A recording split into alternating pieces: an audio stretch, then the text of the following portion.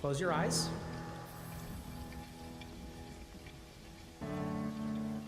Take a few moments to breathe in and breathe out.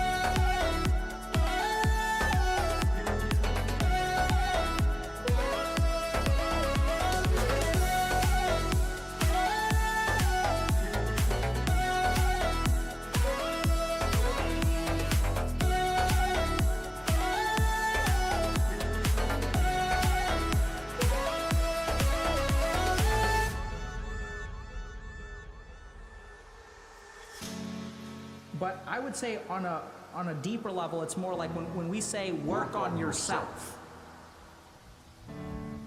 That involves all kinds of like things about moving your life forward. And they struggle with motivation in these things. It's because when I don't think I'm worth it, I'm not worth fixing.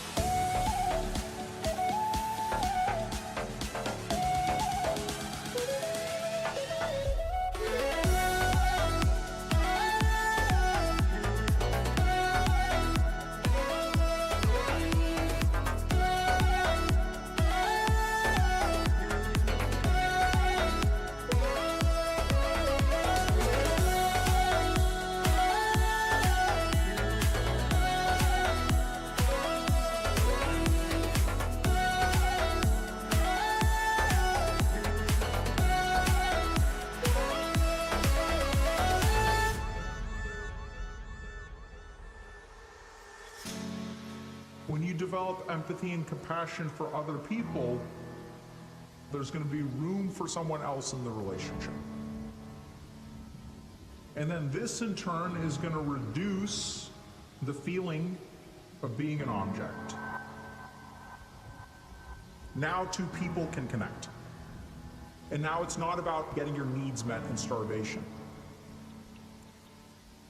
It's about two human beings forming a relationship.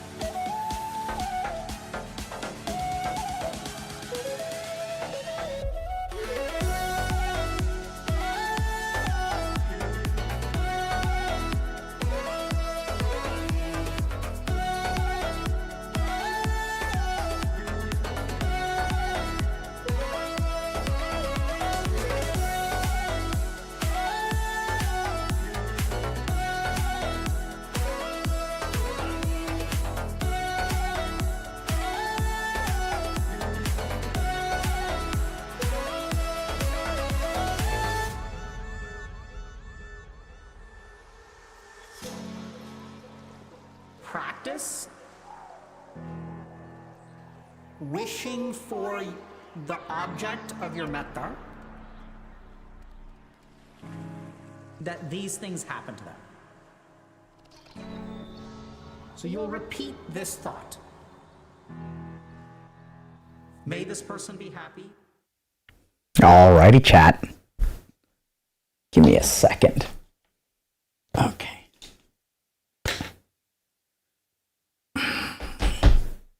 Let's get started.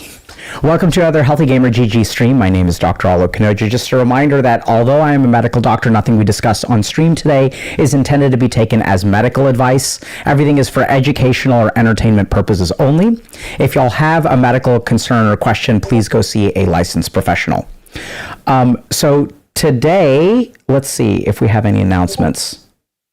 Yeah, so we're going to do a Q&A portion. Members will have a link to ask questions after the stream. So we're doing a collab today with Amouranth. So if you guys want to stick around for Q&A, we're going to be doing that at the end. And yeah, so stick around for that. If y'all are members, you should be getting a link, okay? Couple other things. So, you know, recently our content, or last like year or two, the content that we do at Healthy Gamer has changed a fair amount. And sometimes people wonder, you know, why do we do interviews at all? Why do we do interviews with content creators? So a huge part of like what we do here is AOE healing. We believe that having a conversation with one person can hopefully help everyone who is listening understand a different perspective. Now, a lot of times generally speaking, the people that we choose to talk to, collab with, call it interview, whatever you want, we tend to interview all kinds of people. And we do that on purpose. And we're totally fine interviewing people that we generally, that sometimes people, yeah. Yeah, sure. Okay. 1 second. Go ahead. Do you want me to transition or what? No, that's fine. Okay. Just give me a second.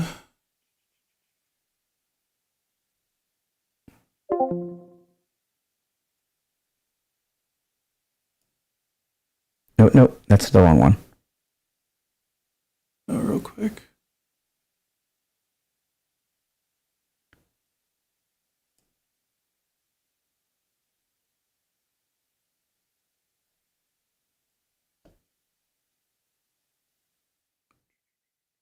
All right. Say some words. Testing 1 2 3 1 2 3 1 2 3. Testing 1 2 3 1 2 3 1 2 3 1 2 3. Is that better? Testing 1 2 3 1 2 3. Let's go. Let's Okay. try. Do you have a chat up? Maybe they can confirm. Yes, let me pull up chat. Hold on, chat. Let me find y'all. I'm looking for you, chat. Are you there? Are you there? Chat? We're trying to not have you have a boomer mic. You can never win, chat. If you had a minute. Oh my God. YouTube ads. Okay, it's good. Okay, let's go. I'm going to just pop y'all out. I'm going to pull up other chat lords. Yeah, I don't need to hear myself. How do we pop out chat here? Can we? Okay, whatever. I'll deal with this later. Okay, but they say it's good? I think they say it's good. It's great now. Okay, perfect. Sweet. Okay. So I'm going to pause my own stream because that's ridiculous. Okay. Yeah, so we interview people. Now, why do we interview people? We like to talk to people to understand their perspective of life. Now, a lot of times people will get upset about the people that we interview, and that's totally understandable. I don't fault y'all for that. At the same time, I think that like what we try to do here is recognize that everyone has a journey and that having authentic conversations with people is a really great way to understand people that we disagree with, people that we don't like, whatever. So we're sort of open to talking to all kinds of people, and we kind of do that on purpose.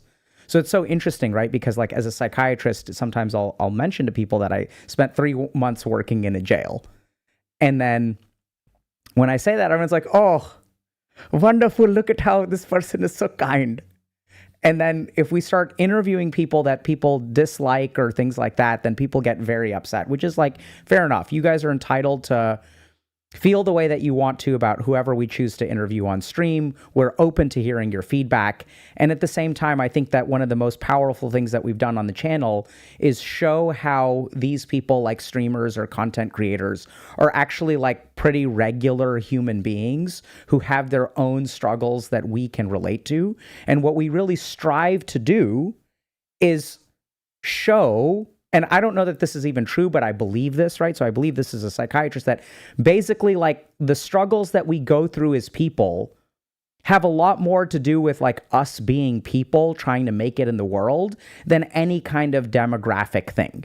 So it's not like there are absolutely lived experiences of men and women and people of different ethnicities and religions that are all different. And at the same time, when we like talk to human beings about their experience of life, hopefully we can develop some compassion towards them. Hopefully we can understand them better. Hopefully we can understand ourselves better. And dare I say, develop some self-compassion. So that's kind of like why we do what we do. So we enjoy talking to people. Streamers and non-streamers alike. We do, a ton of community interviews. We've slowed down on interviews in general and collabing with people because we've been sort of focused on like recognizing that there's a deficit in basic mental health education. So for the last year or two, that's kind of been our focus. It's like, let's make a video about existential depression. Let's make a video about erectile dysfunction. That's going to be coming out soon. Let's try to like equip the internet with some core information about a lot of basics like borderline personality disorder, limerence, like how to meditate, like all this kind of stuff. So we're really excited. I think it's, so we'll hop into the call with Amouranth in a second. But, interviews is like a part of what we do here.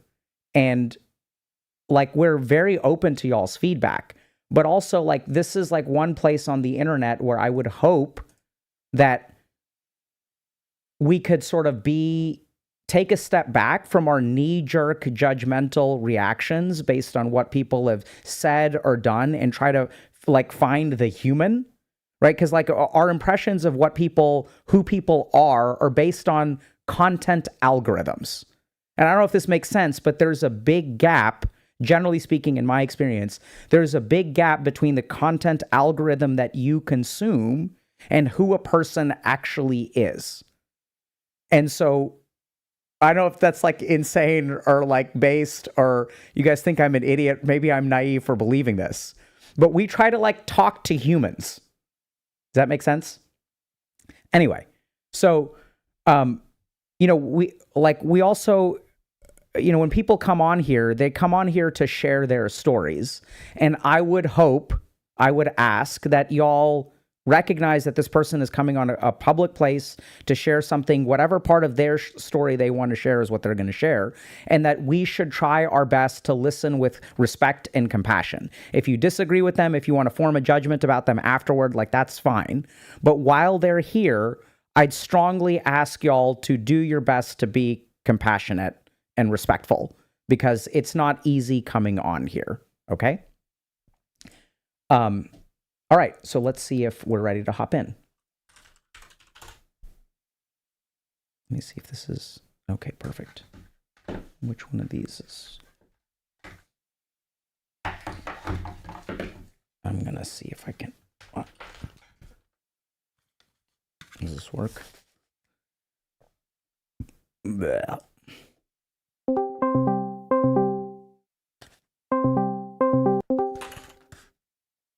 Hey, hold on. Hey. Oh, what? Wait, that's weird. Hold on. Can y'all hear me okay? Yes. Okay, something weird is going on my end. Okay, say something. Hello. Okay. Testing. Okay. Let's try. Say something. Hello. Testing. Okay, great. One. I figured it out. I can figure it out eventually. One may argue that as a streamer, I should know how to do this, but okay. Right.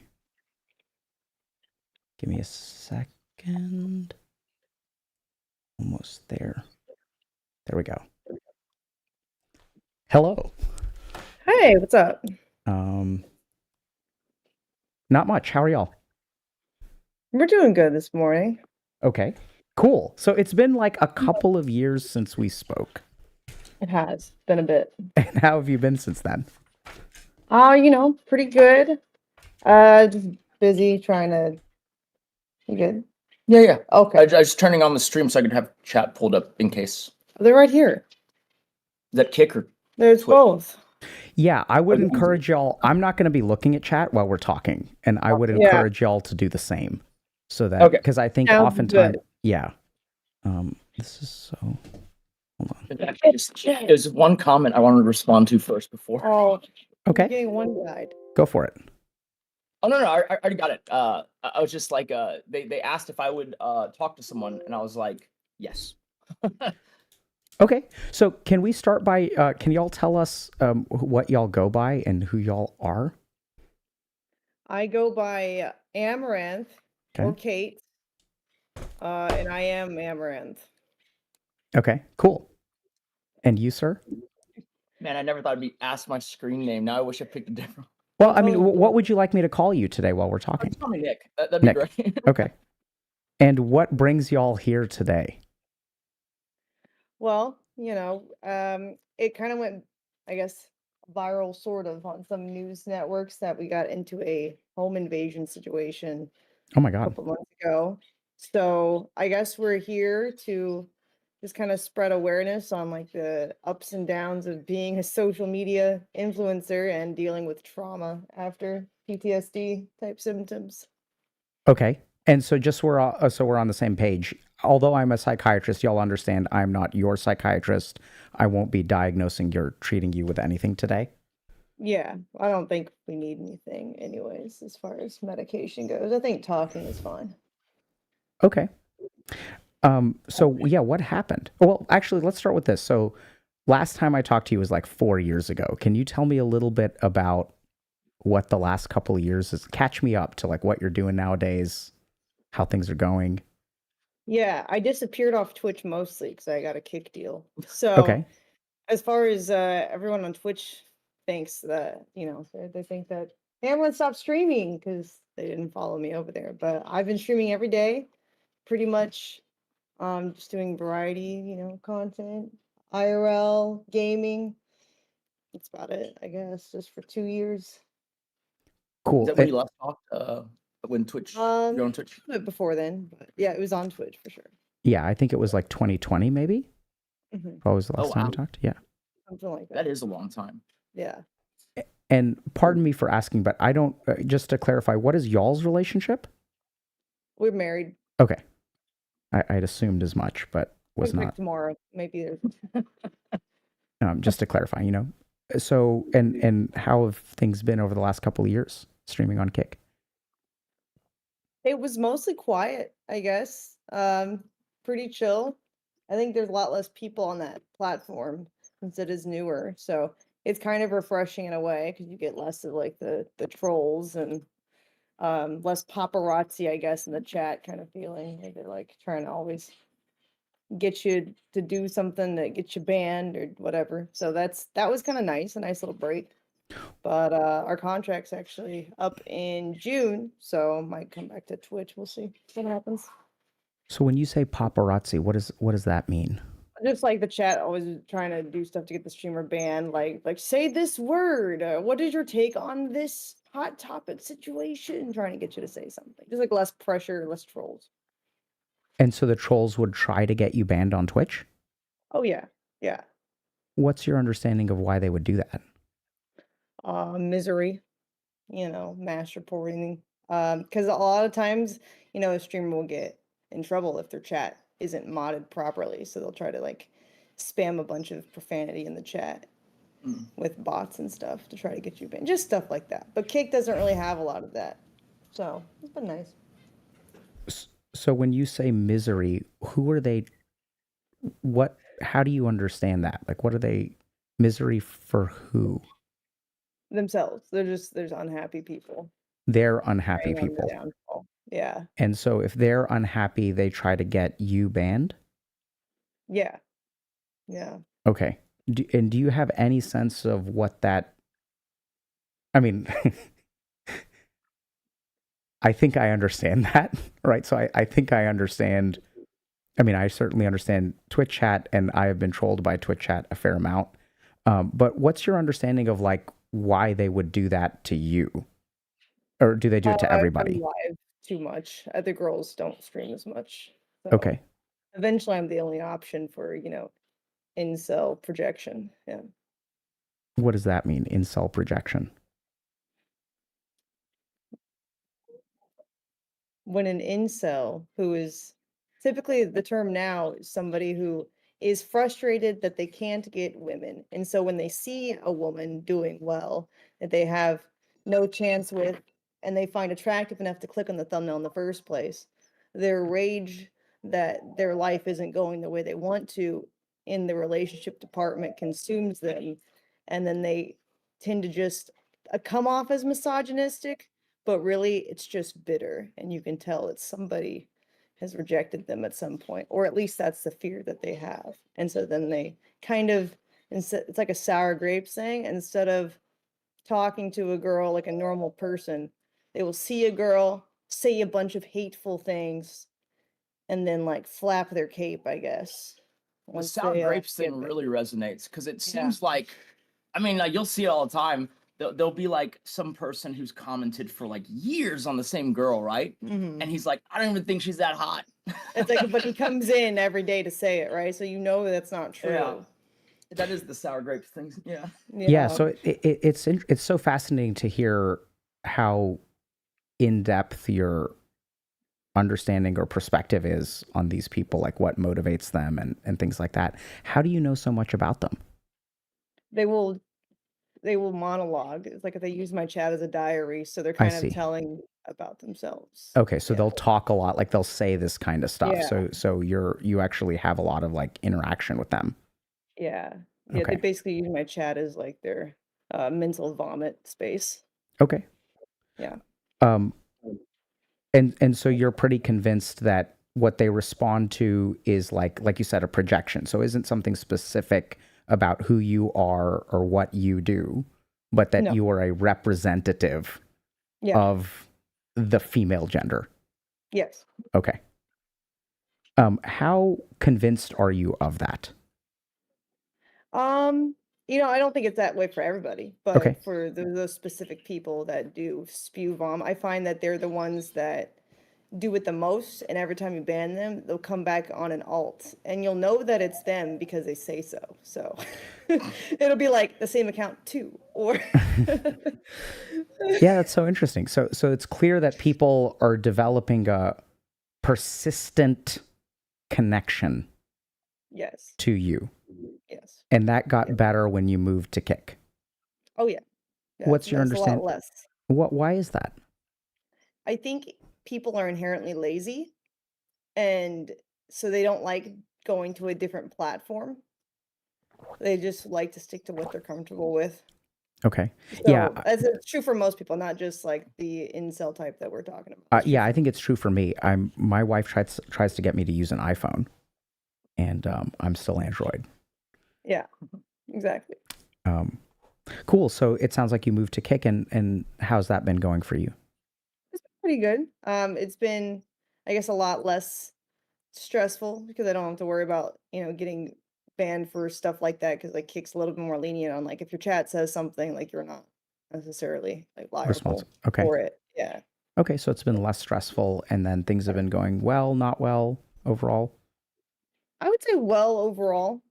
Yeah, what would you say? I You've think been it's pretty good. Yeah. Yeah, no, I think it's like, to echo the earlier thing, it was like I feel like her going to Kick was like almost like going into a time machine and going back to like, I don't know, 2017, 18 size. And like it kind of just rolled everything back to that level. And it's kind of been interesting. It's almost like you get to rewalk your journey a little bit. Cool. So it sounds like you've known Amouranth for a while. Yeah. Going on 11 years almost. Wow. Can y'all tell me a little bit about how y'all met? You want to start? You're better at storytelling. Sure. Despite the things that she used to say was on Tinder. Okay.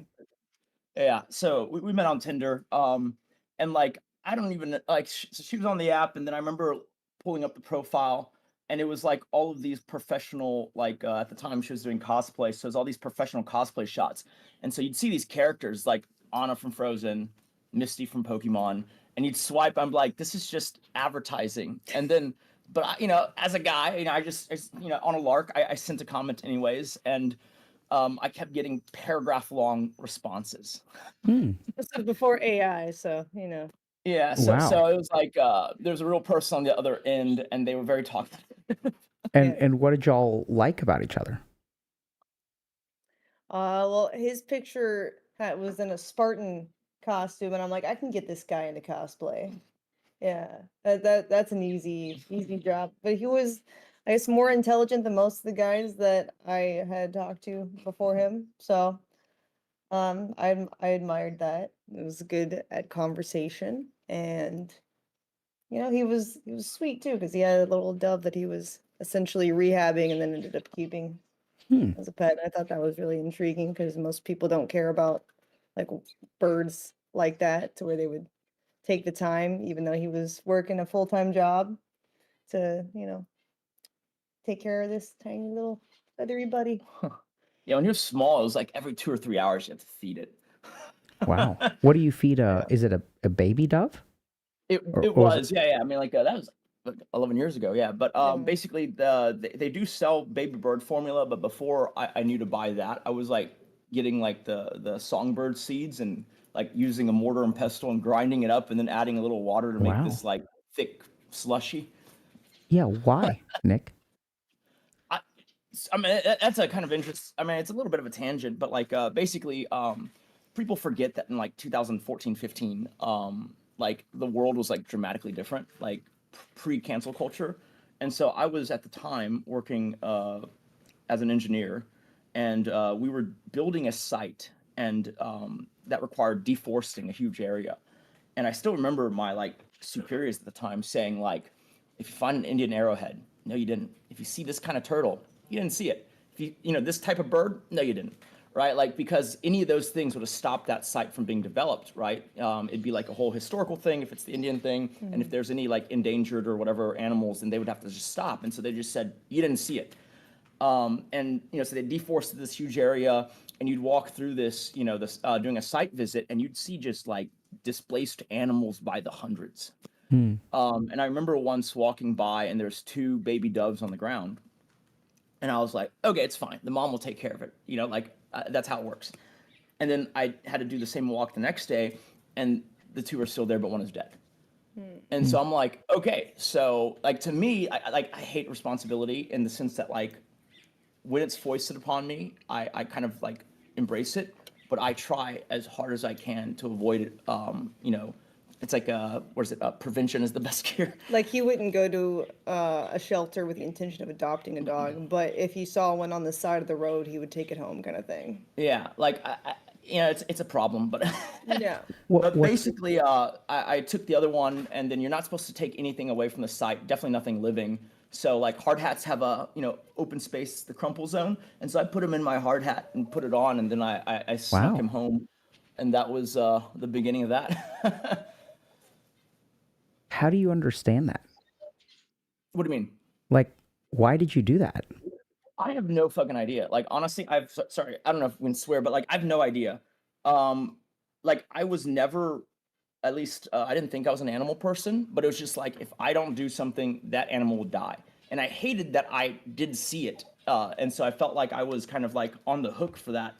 It ended up being a good experience because like the every 2 hours thing was like my first dose of like real responsibility. It's like a mini like like I guess a fractional thing of what it would be to take care of a baby.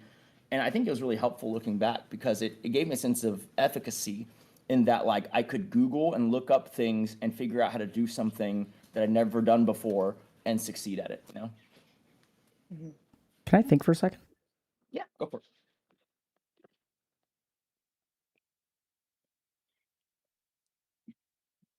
So you said that you said it's a problem.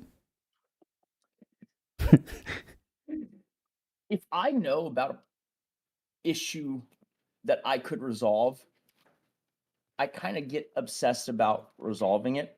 And so my answer to that is to try not to know about many issues. I see. Problems eat at him is what he Yeah. thinks the problem is, because when you can't do something about it, it still bothers him to some degree. hmm Not necessarily that the bird was a problem. Well, but yeah, so I'm noticing a couple things. One is that if you encounter a particular situation, so I asked you like, why you did it, and you said no fucking clue. So I'm kind of noticing that there's like, if you're in a certain situation, you almost feel like you can't control yourself, or you don't have insight, maybe. No, And that's exactly the way it is. I mean, like, just to add a little more flavor, I guess. When I found the bird, I remember being like, "Oh, god dang it! There's a dumb bird I got to take care of now." And I remember Googling to figure out what it was. I was like, "It's a dove. Oh, such a lame bird. It's not even an eagle." Yeah. You know, like there was no like affinity for birds before that. It was just like I needed to do this because I kept, like it's on my daily walkthrough of the place, doing an inspection that like I keep seeing this, and luckily, I didn't encounter any other young wildlife that needed a home, so I didn't end up with any other animals. So once you run across a problem, it seems like you sometimes have trouble like kind of letting go, and you almost feel like you have to respond, yeah. like Like a duty tractor bound. beam just pulls And me in. I'm noticing Amouranth is saying, "Oh yeah." Yeah. What is letting go is the thing that he is the least skilled at. And do y'all feel comfortable talking about that a little bit? Sure, at least Yeah. I do. Yeah, that's fine. Okay. Let me just think about whether I feel comfortable. I mean, so that feels really natural to me to go into the conversation right now, and I want to also acknowledge that, we may have a particular goal of like where we want to get to, but I like to kind of ease into things if that's okay. And I'm super curious, what's it like to be married to someone like that, Amaranth? I would say more pros than cons, honestly, because obviously we've built like a great life for ourselves. We have a fairly nice property, I guess. It's like 2 lots together. We have a lot of nice cars. We have a lot of animals where he can take care of because he can't let go, right? The obsessiveness pours over into work ethic too. He's very responsible, and that's nice to have in a partner, right? A lot of drive there. So the only negative part is when you mix that obsessiveness with the work grind, which makes sleep not as adequate, I guess, when you're getting sometimes 3 to 5 hours a night. But the obsessive tendency is still there. So now you have sleep deprivation with obsessiveness, and that can result in I guess prolonged fights over stupid stuff, arguments Yeah. when there really shouldn't be one. So like it's I appreciate the fact about myself, I guess, that like I'm pretty understanding when it comes to humans in general. Like I know like the incels, for instance, it's not me personally, it's just a projection of what they've been through life experience. I know that a lot of the times if we're in a fight, it's not me that he's mad at. He's stressed by all the factors in life because he does all the adult things. I'm essentially the kid.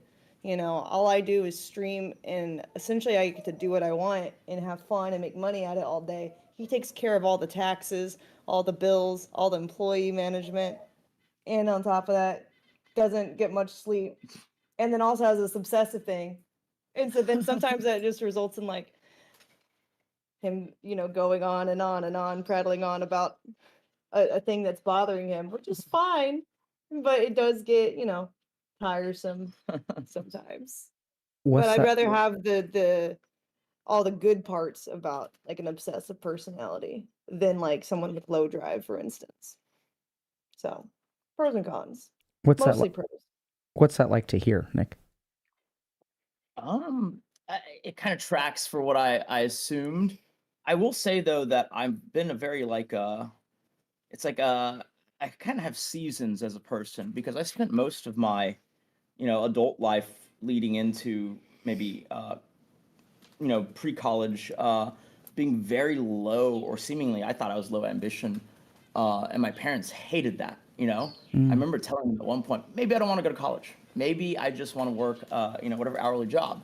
And like, I made them mad a bunch. And like, I was very low drive, but like for me, it was like, I don't know, something clicked, I guess, in college. Nothing like class wise. It was more so that like, well, you know, my dad had a maneuver where he said, okay, I'll let you drop out of high school if you go find a job. And then I ended up working at McDonald's for a year. But that's a whole aside. But then, you know, after that, I kind of like understood that like, okay, so there's like value in that. And I've always been a person who's like fairly opportunistic in the sense that like, I've never wanted to do anything entrepreneurial. I still remember in class when they'd ask, because I was a business major at one point too, and so they were like, who here wants to start a business? And it's like 90% of the kids as freshmen raise their hand. And I'm looking around like, oh shit, okay, we're doing this, you know, like I'm not doing a business, just raising my hand. Yeah. And so like, I've always thought I was just gonna pick like the easiest path forward, but you know, sometimes that path, I guess it's not really easiest path forward, best risk adjusted path forward. And so like when life presented an opportunity to, you know, kind of get an asymmetric return for seemingly not that much work. What do you mean by that? Like, so I was in investment banking at one point. And so like, and this is pre-financial crisis kind of, so it was like, oh yeah, you're gonna work like 100 hours a week, but you're gonna make like, you know, at the time it was a lot of money, 140, 120K starting, right? Like in 2009 was good money. Okay. Yeah. And so I was kind of mentally prepared for that. And like, you know, early influencer stuff was a really phone it in business. It like blew my mind. Like you know, someone would call about a sponsorship and you'd call them back and it'd be voicemail and they'd call you back in a week. And like, you know, having the investment banking background, I was like, wait, you don't call them back same hour, you know, at least same day. And so just being able to be hyper responsive early on, that was an advantage, right? Her being on a lot was an advantage. Like these things are no longer advantages because every agency out there will pitch you a deal and follow up the same day now. The industry has professionalized as, you know, obviously its prominence and I guess whatever has grown. And so it's a different business. And just at the time when at inception, it was just seeming like it was easier than anything we were doing because she was doing something entrepreneurial before that. I was obviously grinding these like crazy long hour jobs. And it was like, oh, being an influencer? Like, are you kidding me? Are you kidding me? What is that? That's too good to be I true mean, or like, what? this, I mean, look, I know it's not all, you know, rainbows and whatever, but like, it seemed like it from the outside looking in, right? Especially those early influencers. You know, I was actually a big Redfall viewer for a number of years. So yeah, like, it's like it looked fun, right? Like, oh, you have like a lot of money and you get to do whatever you want on a daily given basis or whatever, like you know, just kind of whatever your whims are, as long as you can make it entertaining, right? And that Yeah. just seemed like a pipe dream next to being, you know, crunching Excel for 12 hours a day. Yeah. And so what is the reality of it? I ended up crunching Excel for like 6 hours a day because early on in her career, I was tracking every metric. Like I still have Okay. the old spreadsheets. It's like every variable tracked because I was looking for anything that I Yeah. could data mine for like, oh, this thing's working. And that was it actually was an edge then. I don't think it is now because I remember I remember going to her and saying, something is happening in the IRL category where the girls are in the hot tubs. I don't know what it is. The numbers are insane. They're outliers. They're 10x outliers, right? And this was like before it was a problem on Twitch, but like I could already see in the small girls that were trying it, like they were 10xing their viewership when they did the stream. And luckily there's enough examples of girls who are like, oh, I'll do one hot tub stream a week. And then they do the regular stream. And you'd be like, wait, you got like, you know, 2,000 viewers in the hot tub, but only 200 playing games. And like, it was just super obvious on paper, like there's something happening here. I don't know what it is, but like people really want to see it or they're, you know, like interested in it. Came to me like, honey, these virgins have never seen cleavage before. Get in the tub. We have to just kidding. That's So what you made it that- sound that's- like something is happening. Honey, this is the meta. So there was a conversation about this is the meta.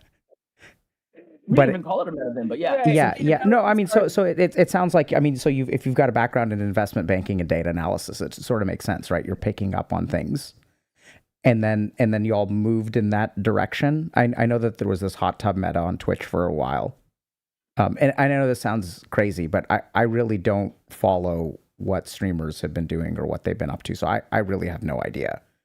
Or I mean, I think I have some idea, but the other problem is that what little idea I have no idea if it's correct or not, right? Because people will say whatever they feel like on the internet, and just because someone is tweeting about something, I know it's crazy, doesn't make it true. And even if a lot of people are tweeting something, I know it's crazy, doesn't make it true. So then y'all started doing the hot tub meta?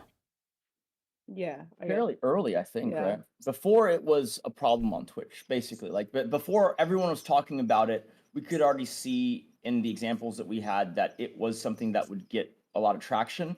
And she did it, and like it was pretty much that, right? Like, viewership doubled first stream, quadrupled second stream, 10x third stream. Like it was exactly like kind of what the data was showing. Very formulaic.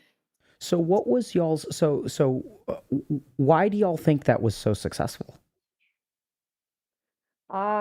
I personally think it's the timing of it was just right because I had been doing pool streams in my backyard before that, and yeah, the viewership would do, reasonably well, I would say, for a little bit. But after a while, I guess it's just harder to keep that interesting, by yourself because the pool is so big, and then it's like you have the outside conditions to fight with. And so the first time that I saw someone do a hot tub stream was kind of right as like COVID lockdown had started, right? And so I think it was the mix of lockdown with the intimate setting of a hot tub, because already that sounds kind of more steamy than like a sunny day at the pool. And I think those two things really catered to a socially deprived audience on Twitch because of the lockdown, And the more controversial it became, the more people couldn't pull away. In fact, the controversy, I think, was pushed. Like, they're like, okay, well, let's see how bad this actually is. Like people would experiment with watching it just to see if all the things like you're saying on Twitter and Reddit were true, I'm gonna see if I can actually, because I just realized that Nick is a little bit cut off. Yeah, can you, Amouranth, can you move? Yeah, just a, and could you shift? Perfect. Thank you guys so much. I just realized that because I wasn't even looking at OBS or anything. Okay, so that's interesting. So you're noticing that. So what I'm kind of, let me just make sure I understand you. So you were doing, let's say, bathing suit related content prior to the hot tub meta. Yeah. And then COVID lockdowns hit. People are socially isolated. There's something intimate about it. And so it seems like there was this wave that came in, and it really sounds like y'all were sort of looking at analytics to drive you as opposed to something else, like what just works well. Yes. Yeah. We've always been data driven, essentially. Yeah. So Amouranth was joking about virgins have never seen, I forget if he used boobs or tits. Cleavage. Okay. Yeah, I was joking. But in some ways, it's still kind of true for the COVID thing, right? Because it's like a source of female intimacy that if you're in lockdown is inaccessible in person. So I think part of that really kind of like drove the internet a little bit crazy, for better or for worse. And But how do y'all feel about that? what a lucky opportunity. I don't know. Okay. Yeah. Makes sense. It's really good Right. for us. Yeah. That's So all. kind of right place, right time sort of situation. I mean, we could say the same about this channel. I mean, I started streaming in 2019, and then the pandemic hit, and people's mental health problems got way worse, and we just exploded. And so, I think sometimes you're in the right place at the right time. Makes a lot of sense. Yeah. And so how have things been going? Oh, actually, I had a couple other questions, if that's okay. How's this going so far? Which part? Like this conversation? Oh, yeah. It's going great. Okay. Because I know that y'all had a couple things that you wanted to talk about. Are y'all okay if we like kind of work our way there, or do y'all want to sort of jump to that? Okay. Yeah, that's I fine. want to do it. Yeah.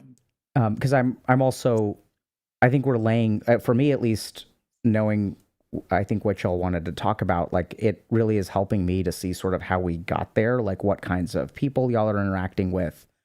You're sort of mentioning like social isolation and parasocial relationships and things like that. That's what we're kind of hinting at. I can see how those are building over time. So I noticed that both y'all are drinking energy drinks, seems like. Yeah. All right. So Nick, I'm really curious, why sleep 3 to 5 hours a night? Oh, that was like Yeah. up until 2022. Now well, not lately, but like usually I get closer to 6. Okay. I'm a lower sleep required person, not 3, but Yeah. like 6, I'm happy. Like I pop up after 6 and like I'm fully ready to go. Yeah. But what would push you to do 3 hours a night? Like what was going on that you had to do that? It's probably another one of those whole like I saw something in the numbers that was like, okay, so an hour here is worth 10 hours in a decade, essentially, right? Before compounding of whatever money you make, even. And so it was like, I'm getting a 10x return on my time spent here. And so I'll sacrifice 3 hours of sleep for essentially 30 hours of productivity. I see. Is kind of what's going on. Because like there's some things that, you just have to capitalize on them in the moment. I still remember a time when, and we don't do this personally anymore because we've like, we've acquired outside help for a lot of this, but like, I remember at one point when she was, kind of exploding on Twitch, it was like every email I answered, right? You could say it had an expected value of like $4,000 or $5,000. Not every email is actually going to get you $4,000 or $5,000, but it's like there's 3 junk ones, and the 4th one is like 16 grand or something like that, sponsorship deal or whatever. And so like it created this, which is a terrible way of looking at it, obviously, because it was like, wait, it's like 3 a.m. and I'm like, one more email though, because like why not milk another 4K of expected value, and then it just became another one and another one and another one. Yeah. What makes that a terrible? You said that was terrible. What's terrible about that? I think The lack of sleep. yeah, but you don't want to look at it like that because I mean that's kind of life, right? Yeah, there's always more you can do. And I feel like me being willing to just kind of spam hours, so to speak, it made me a little bit dull to the fact of like, because most people, I think, most successful people, my understanding is like they can understand what the highest impact thing that they can do is, and they prioritize. But if you're willing to spam like 20 hours a day working at it, you don't have to prioritize. You can just do it all. Like all kind of. You're just like just like wiping your desk clean of all the tasks every day, and that's kind of addictive. But obviously, it's not sustainable over some longer period of time. Yeah. What's addictive about it? So this goes kind of into my childhood, but like my mom was like what you would call a like traditional tiger mom. Okay. Right? Like it was like nothing was ever good enough. It's like, oh, you got A minus, like why isn't it an A? Right? Like that type of thing. And so, and then like even nowadays, it's like people have the angel and the devil on their shoulder. Like I don't have both. I just have my mom saying like anytime I'm doing something fun, like I'm playing Magic the Gathering, right? I can play one game, like I'm in a tournament, I play one game, it's fine, it's fun. I play the second game, it's fun. By the third game, I'm like, why am I wasting my time? Like what am I doing here? Right? Like I can hear kind of her saying like, what are you doing? Like, is this the best thing you could be doing? And like that also translates into work where it's like, couldn't you be doing a little more? And so for me, that's kind of like, yeah, I mean, it's just ingrained at this point. Thank you so much for sharing that. I mean, it sounds like you're, I think it tells us a little bit about you and kind of where you come from and why you grind so hard. Yeah. I have a little bit of that too, the parent on the shoulder, Yeah. but it's the opposite of his. So I think that's part of where we also butt heads because our childhood is so different. Because for me, I'm more like my dad, who's just like carefree, and literally like he'll still send me memes about Akuna Matata, and that's literally like the way that he raised me, right? So I'm just like, don't worry about it. It's fine. Like, ooh, that looks fun, and then I kind of butt heads with him sometimes when he's in his work mode, and I'm like, playtime, whee!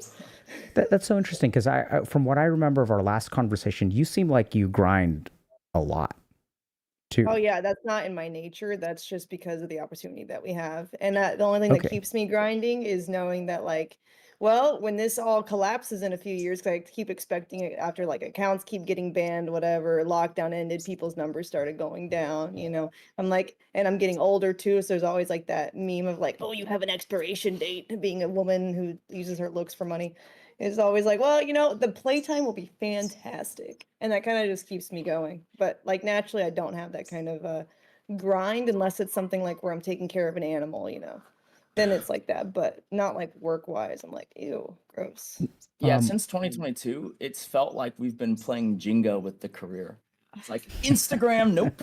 You know, like little Love Twitch fan that. here, you know, just kind of seeing how long the tower is gonna stand for. It's like, oh, Yeah. don't fall. Yeah. And Amaranth, how do you feel about that? I mean, people, you say it's a meme, but I think, you know, a lot of people take very seriously that if you are a woman and your career is based on your physical appearance, that do you feel like there's an expiration date on that? I think there is not necessarily that you get ugly, but that the social concept is that even if you're still attractive at 30, you're considered old, right? Just like the thought in people's minds.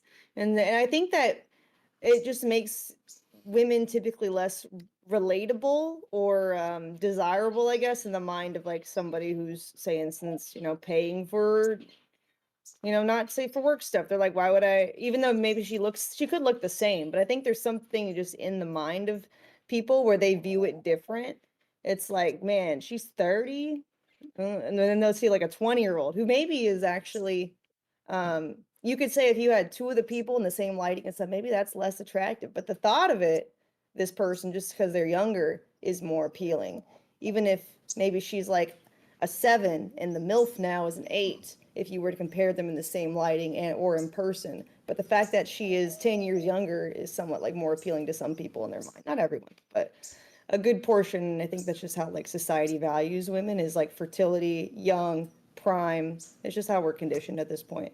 But you know, now with AI though, it's going to be really hard to tell, because a lot of the girls who do have a career like I do, we can just use AI and now we look 20 again, right? And then the AI will never age, and it can perform, you know, certain feats of scandalous nature that humans aren't even capable of, really, at Wow. least not comfortably. So, you know, the sky's the limit there.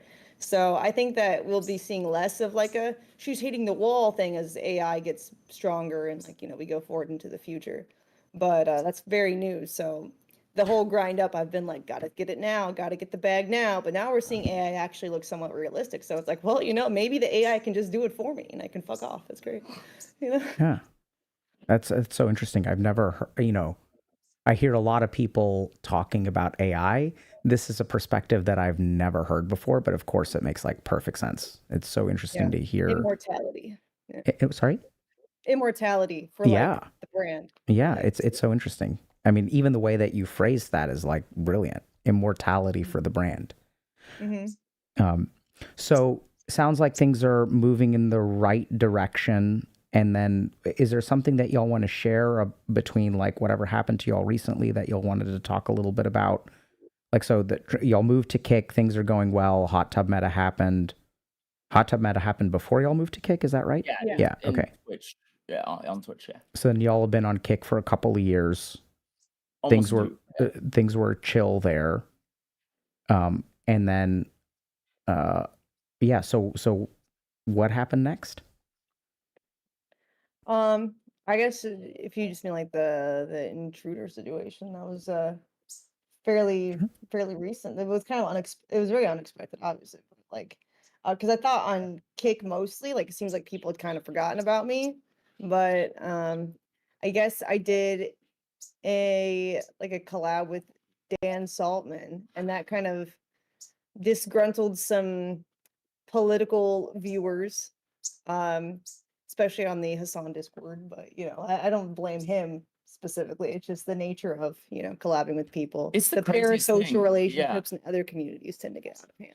If you talk to Dan Saltman, like you get like 40 people who are active in Hassan's Discord, splitting up your last 2 weeks of VODs and watching them all Yeah. for mining for something to cancel you with. And then like the funniest part was that like she streams so much. Yeah. And so like you just imagine like these guys just like glued, like it's just crazy to think about. And then within 24 hours, there's like a Reddit post, with citations and stuff. Yeah, they'll find clips and they'll clip you out of context and then try to like make a big stink about it essentially. And stemming from that kind of thing, we're thinking that because the guys who came to our house, they were all arrested. And it was kids, I think like teenagers, ages like 16 to 19, right? Mhm. And so we don't think that they were viewers of mine necessarily because they had no idea of like the layout of the house really or anything. And I stream so much and I stream around my house so much that anyone who's like in the community would know. So he had an idea that they probably just saw a news article Yeah. So like, about drama recently and they'll be like, Amaranth, it's this not really rich their person. fault, but like the online sites like Dexerto and Kotaku, they do this thing which is like click farming a little bit, but it's like here's a viral news story that's happening, and then in that very story they'll link their own articles about that same person from the past, or they'll use it as like almost like a accolade or a title, right? They'll say like Can I jump in for a gas sec? station mogul. So Go ahead, so yeah. I'm lost. Who is Dan Saltman? Oh. He's this guy, I guess he's like a friend of Destiny's, Stephen Bunnell. Okay. And like, I think he's like a entrepreneur in his own right, like, sold a few startups and for whatever reason, he's like risen out of Steven's community as a pretty smart kind of co-host type situation. And so, him being Jewish, there was a lot of butting heads with his perception of some of the things that happened on Twitch recently. Specifically, he kind of did a brigade or crusade against who's the CEO of Twitch right now? Dan Dan Clancy. Yeah, he had a Mhm. website. It was kind of crazy. It was like Twitch or terrorist, which is like, is this a political commentary on Twitch or is this something a terrorist said? And it would just be like a quote, and you'd play this game of like picking which one, and it was like surprising because some of the more rational things were actually said by he was quote mining, but for whatever. And so he kind of was like a thorn in Twitch's side recently, and we don't have any kind of political leanings in that way whatsoever. And so she did an interview with Dan, purely talking about like the business side of being an influencer and all that, right? But whatever the case may be, there are people who really dislike him and they want to cancel everyone he talks to hope, I guess, squelch him from being able to talk to people. I don't know. Oh yeah, I don't know Yeah. what the motive is there really, so but they you- seem to try to attack the persons that he talks to. So some regardless. people really don't like him. Yeah. Yes. And so it sounds like he's an entrepreneurial kind of person, but how does politics enter the picture? Like, I know Destiny does a lot of political content, but Yeah. Help me understand the politics of this. I don't think Dan is political, other than when the 2023 October thing happened for the attack kind of thing, and then he was kind of I wouldn't say radicalized, but he was definitely motivated to like drop a lot of what he was doing and focus on resolving or being a voice to lend support to that problem from the Israeli side. Yeah. Okay. And can you tell me who is Hassan? It's a political streamer. Okay. On Twitch. Yeah. Yeah. Okay. It's not him, it's like his community. And the Yeah. only reason we know that is because I'm assuming he has a very big community. And like, so, people, obviously there's a lot of people in that Discord. And so like some, maybe the vast majority just see something, they let it go by. But like other people will screenshot things and post them. And then so you'll see like, like it wasn't speculation when we said people brigaded. Like they Yeah, actually. they were coming to my chat while I was streaming Yeah. and like telling me about it, and some haters were like spamming in the chat, but then also like my own community was like, "Hey, the people in Hassan's We're Discord talking about, yeah. are like banding together Yeah. and clipping stuff out of context and trying to make you look bad." Okay, because I mean, Yeah. I know I've met Hassan, and so I'm familiar that he's a left, generally speaking, a left-wing political streamer. That's an accurate description, right? I just wasn't sure because I met the guy, but I don't watch a whole lot of his content or anything. So Zero hand in it. Like I don't think he's even aware, honestly. Yeah. It's just his community is very zealous. Some of them are zealous, as with all communities. And so the more zealous ones are, and he's a big enough streamer that like there are in nominal terms, a lot of zealots. Yeah. Yep. Right? Even though it's a tiny percentage of your yeah. community. And once you get a mob of like-minded people, that's when kind of, you get a chain reaction, I guess. So these people were showing up in y'all's content because they were upset about a collab that you did with Dan Saltman, and Yeah. the collab was not political in nature. No. Okay. So then they started showing up trolling y'all. Is that a fair brigading? I would say harassing, like And what is- Yeah, like Twitter and Reddit, right? Wh- Like just what does that posting mean? things. What does harassment look like? spamming, just like a bunch of stuff in my chat, things I like, hope you die, other, mean natured things, and then like trying to take the clips out of context and like spin a narrative like Amaranth's a horrible person because she said blah, and it's like that's not even like what I said, but then they'll post like an out of context clip where it's like if you squinted and didn't hear the whole conversation you could see what they're talking about, be like, oh really, that kind of situation. So things And then like she's that. a pretty sardonic person, and so like she does a lot of like biting, scathing, sarcasm and humor. And like obviously, if you just clip a thing, it just sounds like a person Yeah. has a very particular view. And I made the mistake too of not having chat on screen, because when you clip something, now you don't know who I'm talking to, and it's like not necessarily quotes from me, but I'll be reading like a comment out loud too. Got it. And so that mixed in with it makes people be Yeah, like, yeah. Because she'll read a comment and then she'll address the comment, but Right. if you clip it without the chat showing, I'm with it's you. like it's a whole social commentary Yep. distilled in there, right? Yeah. yeah, stuff like Yeah. So I can totally see how, when you made that comment about virgins and cleavage earlier, how if that's clipped out of context, like that would really Right. play into the projection Right. very easily. Yeah. So anything really, people could twist if they wanted to. And so what's it like to be harassed like this? I guess at this point, because I've been doing streaming for so long, I feel like I'm just kind of desensitized to it on like an emotional level. It's just annoying, I guess, when like they'll try to make a big deal about it, and you're just like, because you can defend yourself all you want or try to explain rather like what you meant, but people will just ultimately grapple on to the hateful thing if they inherently want to reason and not like you to begin with. Because I did have a lot of people coming to me and being like, hey, this thing was clipped out of context, what did you mean? And then I explained it and they're like, oh, that makes sense, cool. But then there's a lot of people that don't care and they'll just bandwagon. So you say you've kind of become emotionally numb to it, but this feels to me to be different from some of the stuff that y'all were describing before. This feels a lot more targeted to me. Yeah, I would say it is more targeted. It's less of a projection at women in general and more like targeted to try to take somebody down, like an individual rather than a category. Can you hold on just a second? Sure. Sorry. I'm gonna run to the bathroom real fast. Okay. Yeah.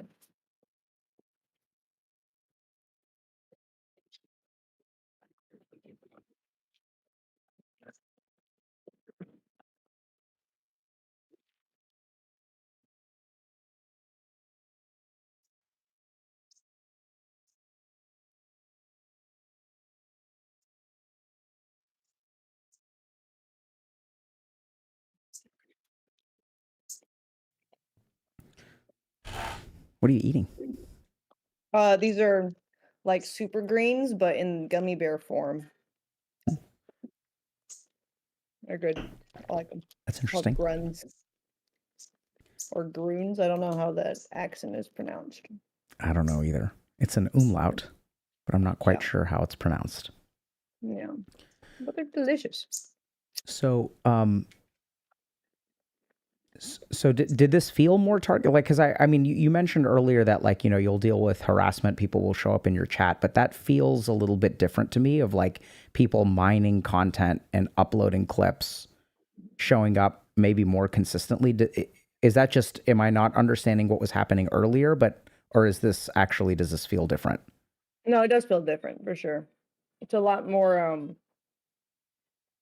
angst and intention to make somebody look bad on like a moralistic level than just like, oh, this platform isn't meant for boobs, get out of here, whore. It's like it's a lot more I guess strategic because they knew the exact out of context to clip that would fit their narrative. And what was the narrative that they were trying to portray?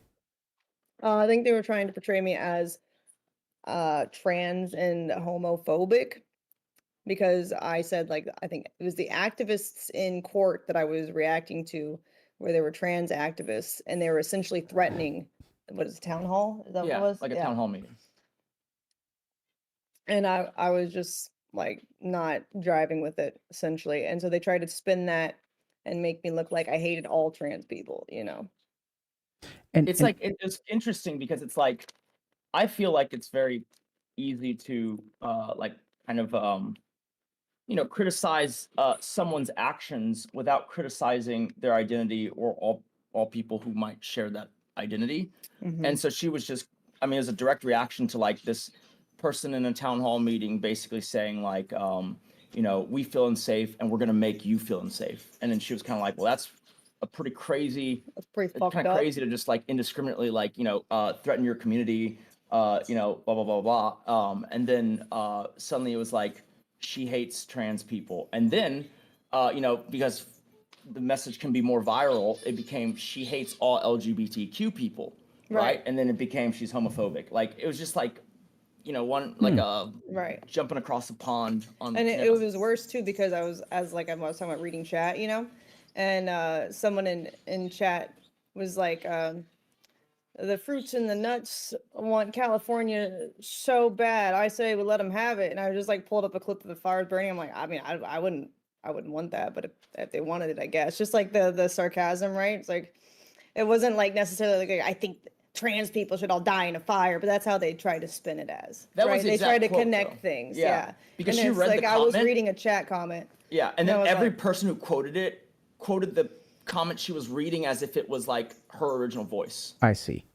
I Yeah. still Right, didn't understand what is fruits and nuts. What does that Yeah, have to there do? was someone in chat calling, I guess, trans people that, and I was just reading their comment out loud. I Now they're see. like, "You're calling people names from the community," and I'm like, "I'm not. I'm just reading a comment." But because see. chat wasn't on screen, they're like, "Oh, she hates trans people," and then it's like, "What?"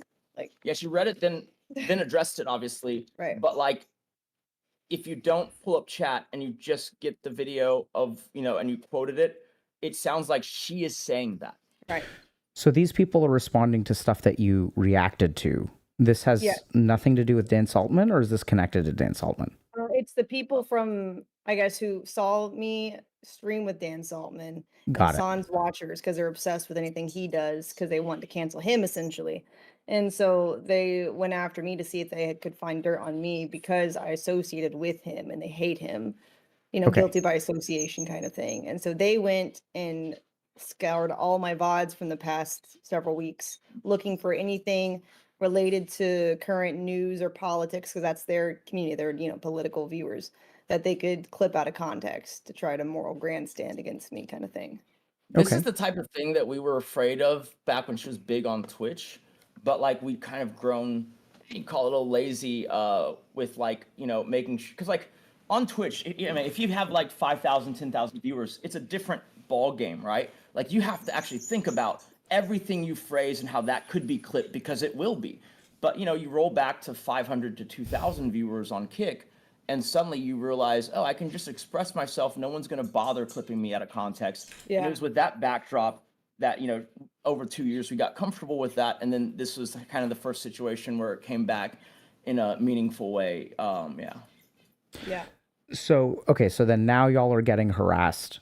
The harassment is like on Twitter, in chat, and then how are y'all dealing with that? How did y'all understand what was going on? We kind of just ignored it, I guess. But the articles that write stuff on streamers started like picking up the story and what was happening on Twitter with like people trying to bandwagon against me, essentially just reporting news, Yeah. trending tweets and stuff. And just to tie it full circle, because I know like it seems like a huge tangent so far, but it's like all is that to say that like nothing we previously did on Kick was like hyper viral in that way, but this cancellation attempt was very viral and everyone wrote about it. But like their tendency is to be like, you know, like they say, gas station mogul Amouranth is in hot water for. They like the accolade because they get to link another article, right, from the Previous past. article. And so in this particular case, I guess what they picked was like crypto millionaire Amouranth, with the article talking about how when you were talking about crypto or whatever, and it was I believe with that backdrop, because it happened like within the week, right, that these guys decided to break in, because like a lot of people were like, it's funny because correlation's a very fickle thing. A lot of people online were like, this is fake because she is getting canceled right now and this gives sympathy, but what they don't realize is it's because she's getting canceled that she has all these eyes on her, and then now all this information about her rises to the top, and they're opportunistically choosing to break in because they have just learned about it. Because like, let's be rational here. Wait, She who's talks about breaking in? crypto. Who's breaking The into what? intruders. Like they were, because when they broke in, they wanted crypto. Like Yeah. they were beating me up. They were pistol whipping me, They're asking me very- where the yeah. crypto was. Oh wow! So people showed so up at your that's what their house. goal was. Oh yeah, this is going to the March the 2nd incident where 3 armed guys with masks, gloves, and guns with extended magazines gained access to our property and briefly held her hostage. Yeah. Yeah. Holy shit! Yeah. It was kind of wild. Yeah. I mean, that's an interesting story in its own right. If you want to just jump into that, Sure. you want to start? Yeah. So it was essentially I think around like 10:30, and it was one of the rare days where I didn't stream. You know, my rare day off, and I was gonna go to bed early. He was still taking care of his birds, and he was in the other building, like this building, and we sleep in like Upstairs. we have 2 lots. So there's another building that we call the main house, and this is called like the studio, and then there's Are you all gym. sure it is safe to discuss these details on the internet? So We a lot of bonded this together. stuff is like, we're spending like a middle 6-figure amount changing a lot of things. Okay. And so all this information is basically like defunct just Yeah. because. Okay. Okay. Great. Yeah. This is like the 50th iteration too, because we were on news networks talking about it and all And that. we have 24/7 like armed guards now. So Yeah. it's hopefully fine. Okay. Yeah. So anyways, he was up still and I'd gone to bed, and I had just put my sleeping mask on, and I'm like, all right, I'm gonna try to get some sleep early for once. And with like 2 minutes of that, I hear really loud crashes coming from below my master bedroom, which is where my patio is, and that's where the dogs are. And so when I call him about it, I was like, did you hear that? He can't hear anything because he's, essentially 2 lots over. This building is soundproofed Yeah, for the that reason too. of she's streaming, Mhm. and we don't want that. And so like I'm in this building but upstairs, and I'm pooping, and she calls me, and I'm like, I'm pretty sure it's just the dogs. 'Cause every other time, more or less, it's been like the dogs getting into something or whatever, and I'll check on it when I'm done. And that was at like 10:46 p.m. based on the call history. Yeah. And I knew what he's referring to would not normally be this loud, because normally dogs will like jump on the table, they'll jump off, maybe a chair will get knocked over. The occasional heat lamp would crash, they'll like pull on the fabric around like this like gas heater that's off, and then it'll not fall over. And so like stuff like that, but this was louder than even those things. And so I told him on the phone, like, I'm gonna lock the doors just in case. And it's like our master bedroom has its own lock, and then like the balcony has a lock. And so I locked both, and then I tried to go back to sleep. And then a few minutes later, there's even louder bangs at my door. They had gained access to the house. They started shooting the door lock, trying to get in. And then they kicked the door down essentially. But the door itself didn't break. It was really oak, like really solid oak, but the frame around it splintered. And so the whole door just came crashing down. And I'm lying in my bed, and I started calling him as soon as I heard them trying to break the door down. And I was like, where are you? Is that you, thinking that like maybe he was just knocking loudly at the door to try to wake up and come to bed to join me or something? And he's like, no. I'm like, well, somebody is breaking in my room right now. And so the speaker phone actually stayed on the whole time while these guys were pointing guns at me, told me to stand up, started asking where the crypto was, and cornered me into like a chair in our room and started beating me on the head with their pistols, saying over and over where the crypto was. And so that's how we know that that was their motive, and how why we're linking it to the Yeah, it was other like folks. I always say this, but like it was surreal because I'm sitting on the toilet and she's speakerphoning me and she's like, "Is that you?" And I hear like this loud thudding at the door. I was like, "No, it's not."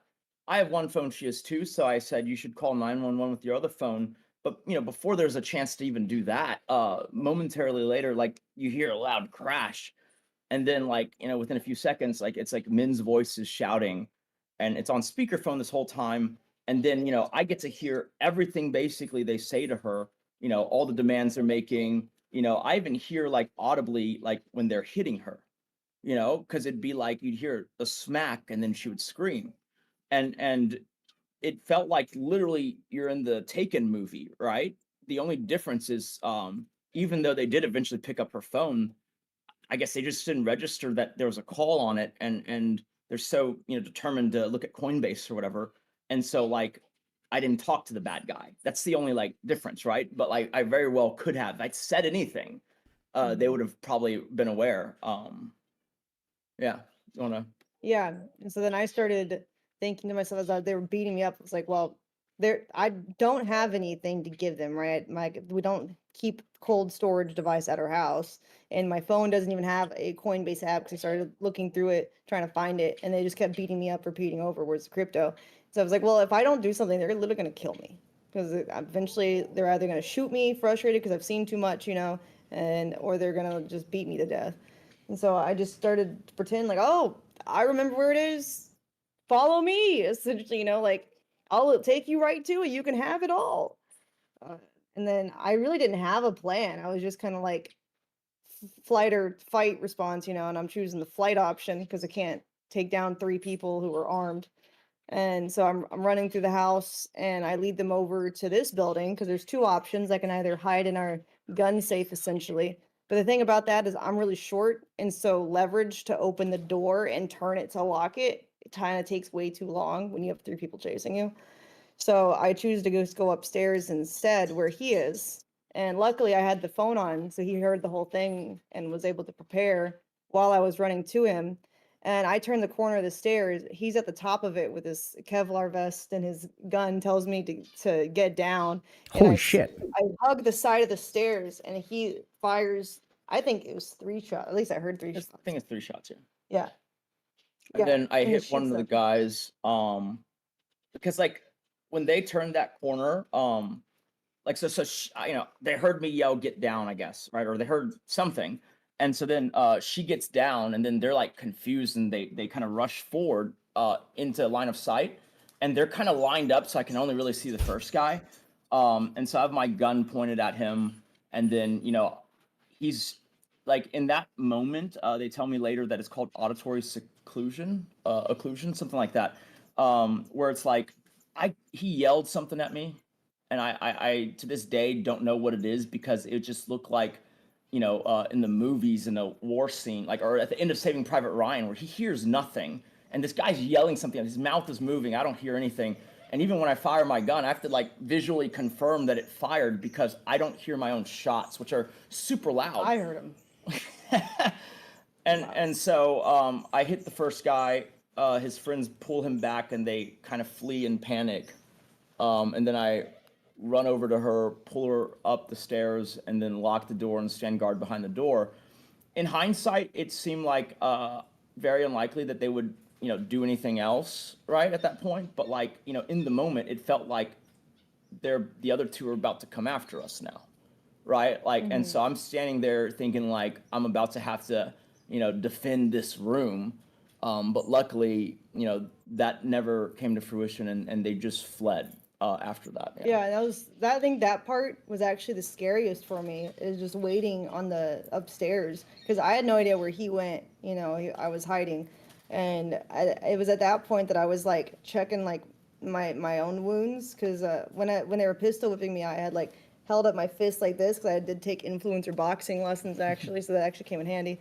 And so my hand was bleeding, and then the side of my head was bleeding. And as I'm like touching the side of my head, because my hair, I part it, right here, so there's more hair on this side to protect me. Luckily, like it just I see all this blood on my hand, and I'm like, holy shit. Oh my God. Like, I don't know how bad it is, right? Or like how much, like, what the wound looks like. I haven't looked in the mirror or anything. I don't even have my phone on me because they took my phone to look for the Coinbase app. And so, like, I can't call him, and I'm thinking, like, what if they shot him or, like, did something to him? What if he's dead somewhere? And I just remember, like, all these thoughts racing through my mind as I'm just losing blood, and then until the police come and they're searching around the yard. And I'm just thinking, like, now how do I get their attention without them thinking that I'm also, you know, a bad guy and shooting out of instinct? And so I just decide to stay hidden where they can't see me and yell for help. And so eventually they come upstairs, you know, to the door. And they almost shoot me. Yeah, you come and get me. And so I'm relieved there, but then they come up the stairs and see him with his underwear and Kevlar vest on, with his gun still in his hand. No. Or Did you wipe? I knew how this thing works. I put the gun on the floor, Oh, he was and just I like- was already like this because I don't want to get shot by the police at this point. You got me. They're still like there, yeah. they're super. I get it. Like, it's a super nerve-wracking thing, and these are first responder cops, and so they're like still like, Yeah, they're it's like, the whole protocol. Yeah. yeah. So and then so they briefly kind of like cuff me just to be safe, and then she comes out from where she's hiding at, and that's the first time I saw her kind of in the light clearly after the thing had happened. Well, I think I had come out, but then you weren't really Because you're looking at me. turned- Yeah, yeah. because my hair is red and the blood is red, and so like no one really knows how much I'm bleeding until they like lift back my hair, and then it's just like all down the side. And then me and one of the EMS people were like, "Are you hit?" Because it was so much blood that it looked like that. But I guess you just bleed a lot from various places in your Yeah, scalp is full of vascular distribution. Yeah, so they take me to the hospital, Mhm. and I get treated. They do some stitches in my head. And then like they just like essentially put Neosporin and a Band-Aid on, and my hand is healing now, like it's better, but I still do have a scar. Kind of looks like a little moon shape actually. It's kind of cool now, but yeah. So that I got really lucky because I didn't have a concussion or anything, and I was able to just go home the same. because they were pistol whipping her. It wasn't just hitting her. Yeah. Mm-hmm. So how do y'all feel about stuff now? I think amount of security that we've increased, and we got 2 guard dogs. So like, I can take them with me as like PTSD service dogs. And that has helped a lot. But I noticed that when we're out and about, we still feel like we have to look over our shoulder, or like get like a little bit of a heart increase every time we hear something that sounds like banging of like shots being fired. Like I remember us being at the rodeo, and there's a bunch of carnival games and balloon popping when they throw something out of balloon. If you're not seeing it, like when I played the game, it didn't bother me because I knew it was a balloon. But then I heard the same noises like 30 minutes later when we're at a different part of the carnival, and it just sounds exactly like gunshots. And I'm like, I just feel myself like tensing up. So like stuff like that, I noticed trickling in. Yeah, for me it was like because like this property obviously says it's 2 lots. Our work life separation is she streams here, and then when she goes across the driveway, essentially, now you're home, right? And so like it used to be, like without thinking about it, you just walk across, right?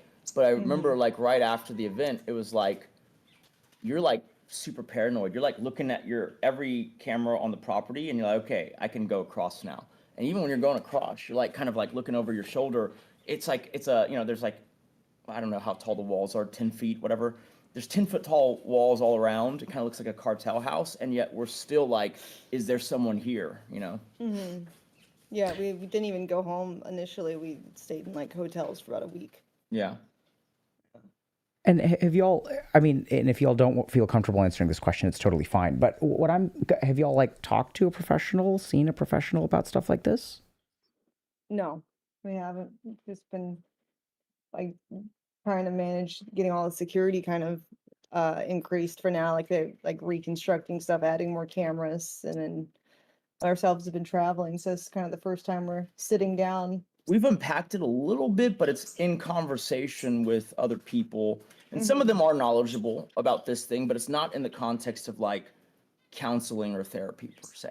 Yeah, like we've been, I guess, doing interviews with various like gun YouTubers who have like military experience and like cop experience and stuff like that. And so we've talked to people who have dealt with situations of trauma and guns and, you know, like various natures. So Why?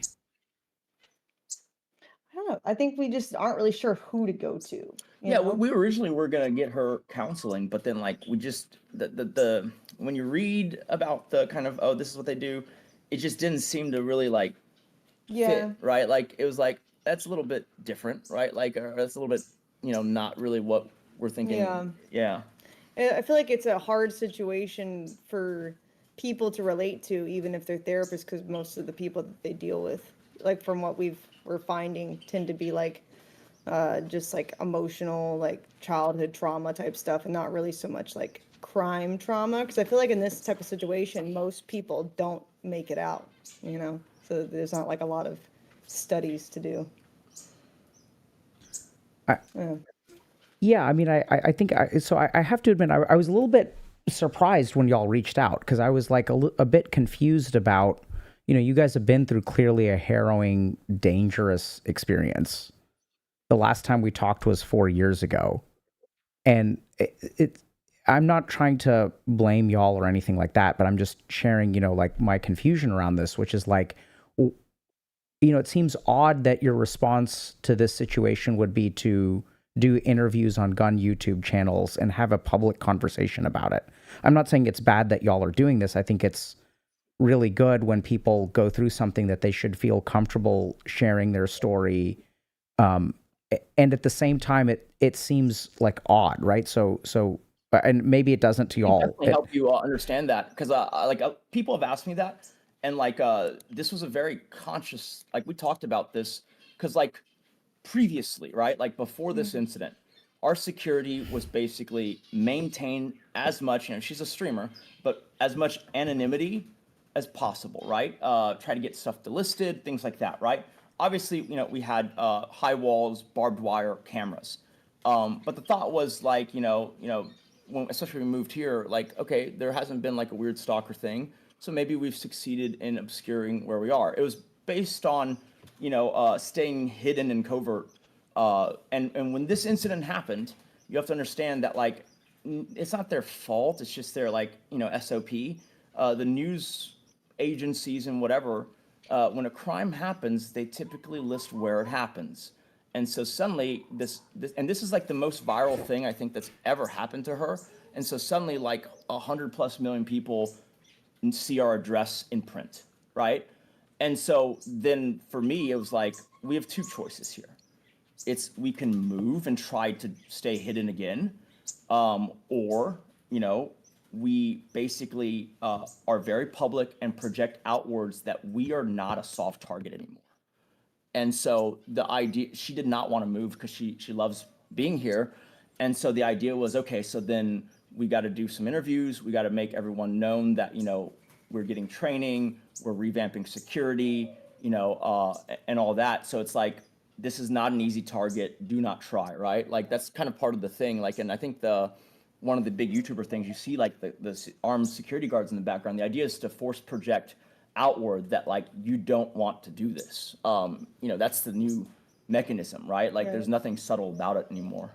Yeah, because I guess from the articles that these people probably found, since the timing and then the demand for crypto, I feel like they thought I was just kind of like it's a damsel, I guess, without anyone to save me at home, single. 'Cause I Does didn't sound quite stream heroic. gun.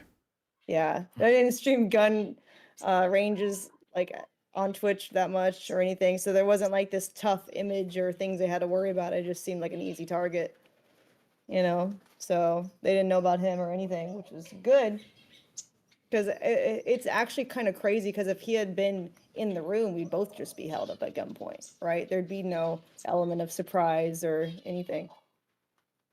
Remember that next time you ask me to come to bed. Without your security, you have no excuse. Yeah, so that's interesting. I mean, it was interesting the way that y'all told the story. So like it seemed very epic.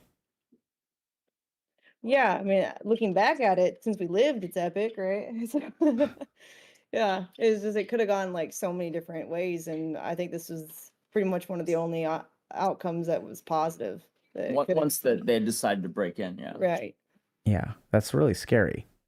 It, Yeah. it was interesting though, because as I was listening to y'all tell the story, like I mean, maybe because you're right that it's all over now, but I didn't feel scared hearing it. You know, it was, I and think I, it's because like we have plot armor now. You know, if there's a movie series and you're watching the first, but you know these characters are in 3 Yeah. movies, it's a trilogy. You know, well, obviously they don't die, so it's not that stressful to watch. yeah, It's kind of like the same thing. It's not that Plot stressful to armor. hear because we're okay yeah. now. Still sounds. I mean, I can't imagine. You know what I would do in that scenario. It was just interesting hearing y'all talk about it, and you know, like I thought it was such an interesting choice. And I know when things are happening fast, it's you know, it's you don't always you do what reflexes tell you to do. But the first thought that I had in my mind is if I was in your Muted. oh Oh, Oh, just for just a second. Now you're oh back. yeah. Repeat. I was just thinking that you know if I was in Nick's shoes, I would have hung up and called 911.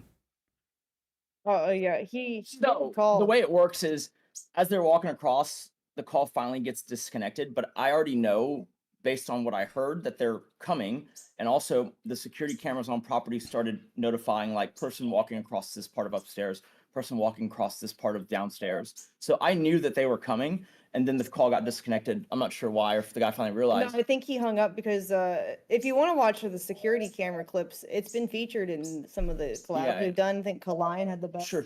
No, Outlay but of the it. thing I was getting to was that like when he disconnected, and like they're walking across the driveway, so we're talking like T minus 10 seconds at best. I call 911. I get a dispatch immediately, and I start going, "We're being robbed. There's armed gun people. They have my wife hostage. Y'all need to come immediately."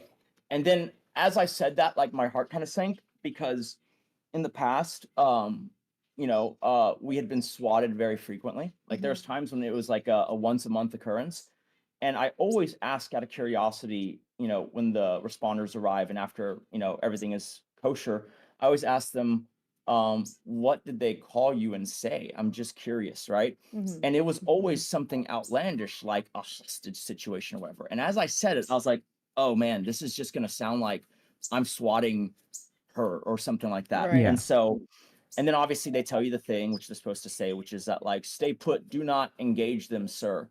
And so and then, at that point I was like, can't do that. I hung up on them. And then, Wow. I was going to call them back, but in that moment I couldn't risk, if I was going to ambush them, like this dispatch person, saying stuff and them hearing it. Right. So, and then, that reaction from the dispatch also is what made him tweet on my account. People were confused by that too, because he tweeted like, "I'm being held at." yeah, the idea was like, well, like maybe it'll be corroborated, or because we do have, some amount of fans still, like, and some of them are very, kind of they're very proactive, right? Some of them I figured would call the local Houston PD, and so then I guess at some point you get a critical mass of like 5 people are calling about this. It's Got it. probably not, fake, right? SWAT, yeah. And it's not more so to get the responders there faster. It was also more so that like that it could be understood what had happened, and then like not to shoot us, Yeah. kind of and whatever. Yeah. Sounds terrifying. Yeah. I think it's the scariest thing that's ever happened for sure. Something that I never thought that I would For have me, happen or live through or anything. it was only a brief. So I got kind of fortunate in that like, I've learned afterwards by talking to kind of people who've been in combat situations. It's like the hardest thing to do if you're like not like, if you're actively like in a trench, it's like you're kind of expecting, something like that. But like if you're just kind of doing whatever and suddenly like you're pushed into a, fight or flight thing, or like, you got to pick up a gun and defend yourself thing. Most people have trouble getting into the mindset, right? Because you're scared, the adrenaline's going, you don't know how to click on unless you're a trained professional, like, okay, it's fight time, right? Right. But like, luckily, because of her calling me and it being on speakerphone, like, I only had like maybe, a couple of seconds of being afraid. And then when they started hitting her, that just became anger and resolve. And so it wasn't like I like mentally like, psyched myself up for it. It was that I was angry and, like you're saying, reacting. And so from that point on, for me, it wasn't being scared. It was figuring out how I was going to, at best, even the odds of a 3v1. Yeah. Yeah, sounds absolutely wild. I think the one thing I'm kind of curious about, and let me know if this rubs you all the wrong way. So this sounds like an incredibly scary experience that I would not want anyone to go through. And I'm still a bit, and I think it makes perfect sense that y'all are saying, okay, strategically, tactically, hiding is not working, right? So there's this kind of like idea that, okay, like the address is leaked. Y'all, I'm sure, have dealt with stalkers and stuff like that before. People are showing up at your house with guns. Like, there's just no choice. Like, it's security people. It's kind of like a come at me, bro kind of attitude, right? Right. This idea that you're a damsel in distress and easily, taken advantage of and stuff like that. Like, we're going to disprove that motion. We're strategically shifting. And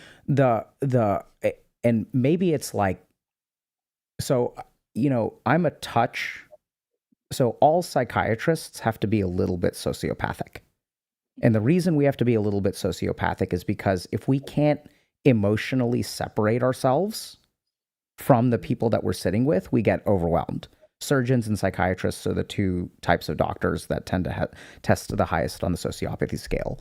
There's a part of me that wonders, both of y'all have said over the course of this conversation that y'all take advantage of opportunities. There's a part of me that wonders, is there a part of y'all that is taking this opportunity and running with it, showing up on different places, telling your story? Have y'all ever thought about that, considered that? I think to some degree, for sure, trying to just make the best out of a unfortunate situation. I think it also is just something that people who are aspiring to be an influencer need to be aware of the risks. Because I get people asking all the time, like, can I get advice on how to grow my this? I was like, well, before you start on this journey to become famous, essentially, on the internet, realize that a lot of the people who get internet notoriety don't even make as much money as you might think that they do. Right. We were very fortunate to capitalize on like the COVID era where it's like people don't have any other choice except the internet if they want entertainment, and they tend to spend more. And that's the case because they can't go out and spend it. Right.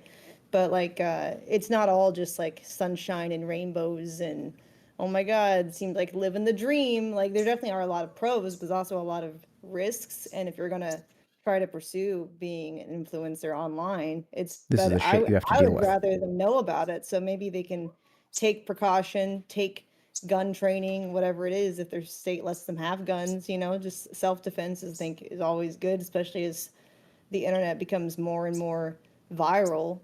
People are going to become more aware and try to get what they want if they know that you have something that's desirable. I think also he's getting at like, obviously this thing happened to us. It's not like, our fault or like our choice, but like, are we kind of taking an opportunistic eye towards, given it's happened, what we do? And that's kind of how I generally operate. But Yeah. also it's like, so like, we've planned this out basically. We already knew that she potentially. Am I still live? And we had planned a lot of stuff, that would be actually going on now, leading into Sorry, it to really I ramp it up. lost y'all for a second. It may have been my internet. Oh, sure. So you were saying we had essentially planned, and that's when I lost you. Yeah, we had essentially planned a lot of stuff that would be starting to drop now, and then going all the way through her announcing where she was going to be, whether it's Cake or Twitch, in June, right? And like a lot of those things basically went kaput, partly when the controversy happened, but certainly due to timeline reasons when this, robbery incident happened. And for us, I don't think it was ever a conscious like, oh, well, let's do a bunch of interviews so that like, there's like publicity.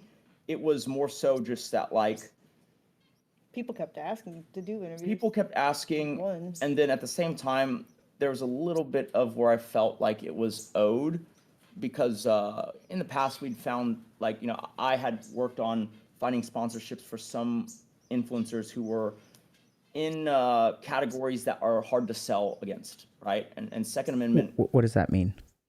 Oh yeah, so it could be anything from like a person who does like the hot tub stuff, or someone who's like, let's say, a gun YouTuber, right? Because YouTube has had this, it's shifting a little bit now, but like they have this kind of thing of like, oh, let's shadow ban this person because they do gun stuff, and so we'd done a little bit of like finding sponsorships for those people, and so one of those people had always been in my ear, like, you got to get a gun, you got to defend yourself. And like, it was almost like out of exacerbation, I think, I was like, okay, I will get a gun and I will go shooting with you. This was like years ago. Yeah. No. And so in some ways, when like that first guy reached out and said they'd love to do something, because this is just such a clear-cut example of 2A, we were kind of like, I mean, can we say no? Like, this guy's the whole reason I could even have a gun and shoot in the first Things could have place. ended very differently if you didn't have a gun at home. Yeah.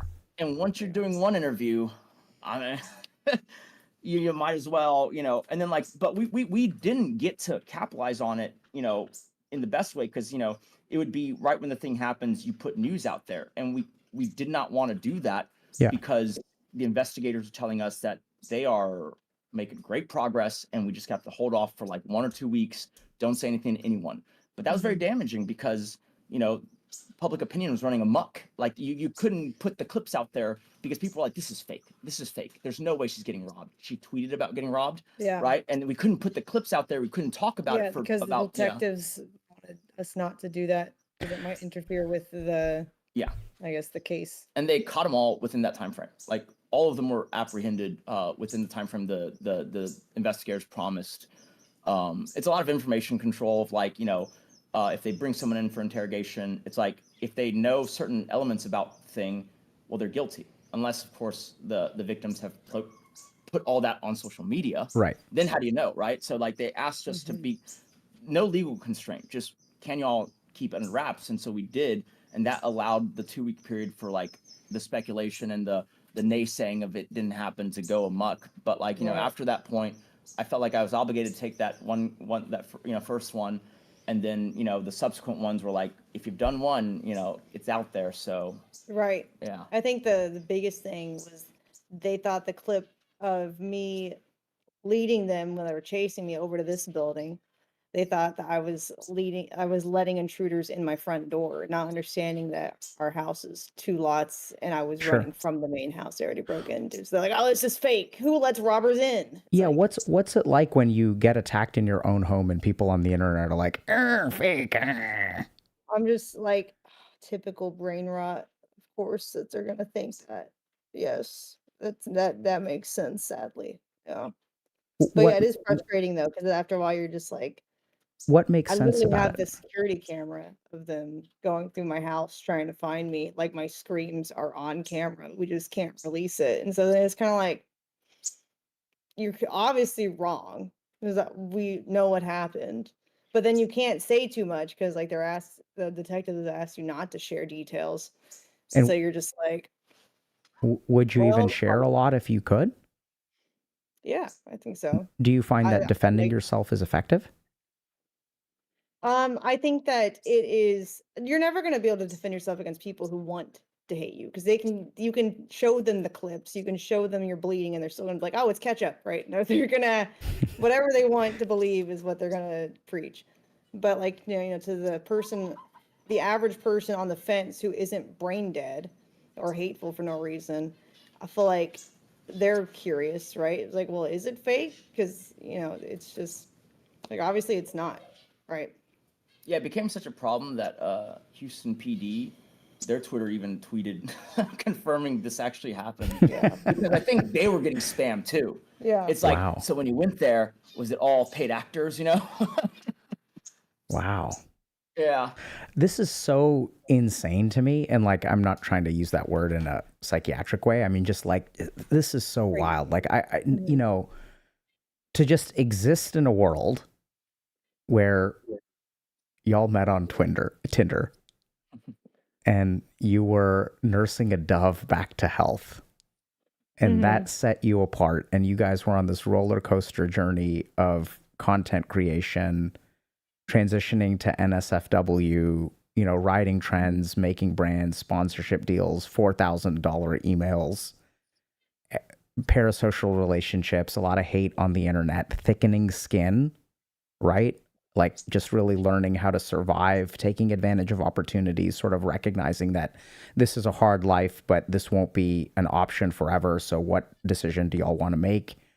You know, and it sounds like y'all have had a lot of stuff to deal with over time. It sounds like y'all are pretty close right now, but I'm sure that there have been challenging moments in your relationship.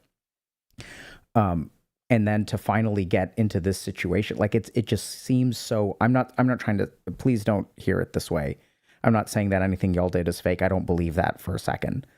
And at the same time, reality has become so unreal, right? Where we live in a world where this shit happens, and then y'all have to make a strategic decision to be like, okay, we're not going to hide anymore. We're just going to protect ourselves. And if you guys want to come at us, like, come at us. You know, it's so weird. And then there's like gun YouTubers involved and things like that, right? Even this public conversation, it runs so contrary. And let me know if what I'm saying here like rubs y'all the wrong way. If y'all feel like the question that I asked about opportunity, if that like feels like if that was like offensive or whatever, you know, the thing that terrifies me is that it does feel offensive and y'all wouldn't even know, right? Because Nick is really numb and Amouranth has learned to become really numb. And so there's a part of me that's concerned about that. And I don't mean it to try to attack y'all or anything like that. I'm just genuinely curious because I've also worked with a lot of streamers who the way that streamers process is in public. This is also something that's new where like so many streamers will go online and talk about like that's their safe space is connecting with these strangers on the internet where there's a lot of authentic emotional connection that can grow into parasocial relationships. But I think there's a lot of like positive impact there too. Right. And so it's just so strange that this timeline of life has led us to this point, which is like seems so foreign because generally speaking, and I think this is what's kind of challenging is that, you know, trauma is something that's only discussed behind closed doors. And at the same time, we say, hey, we should be destigmatizing this stuff. But how are we supposed to destigmatize if people don't talk about it?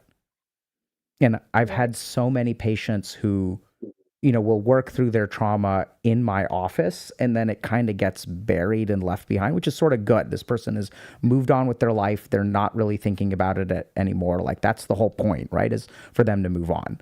But then what really kind of troubles me sometimes is thinking about when they were going through the trauma, how isolated they felt because no one would talk about it, right? And now after they put it behind them, it gets buried and never sees the light of day, which is sort of the point.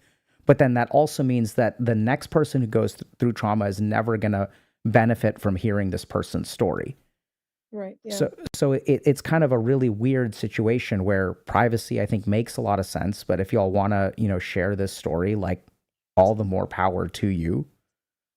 I think it's also really authentic the way that y'all talk about it in terms of, yeah, it was bad. Yeah, it was terrifying. We're making a strategic thing. But y'all, I think it would be, you know, my BS meter would go off more if y'all did not acknowledge the opportunity.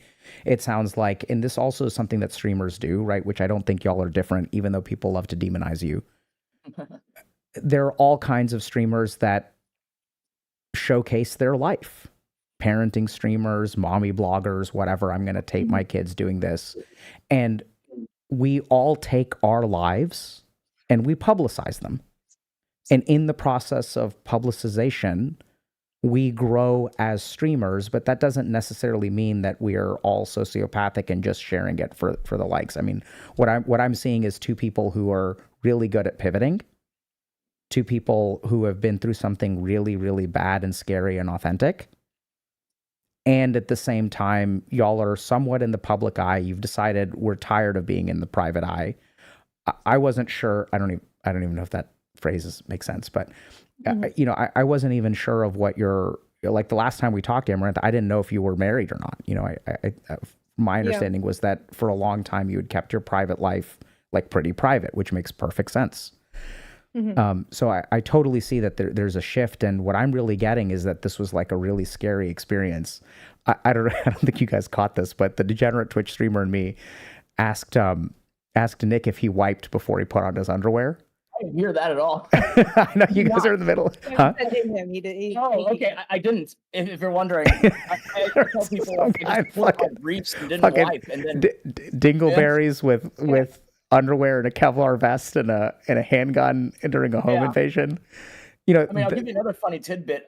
Afterwards, you know, she got taken to the hospital, but the detectives really wanted to talk to me while it was fresh, and so they didn't give me any opportunity to put clothes on.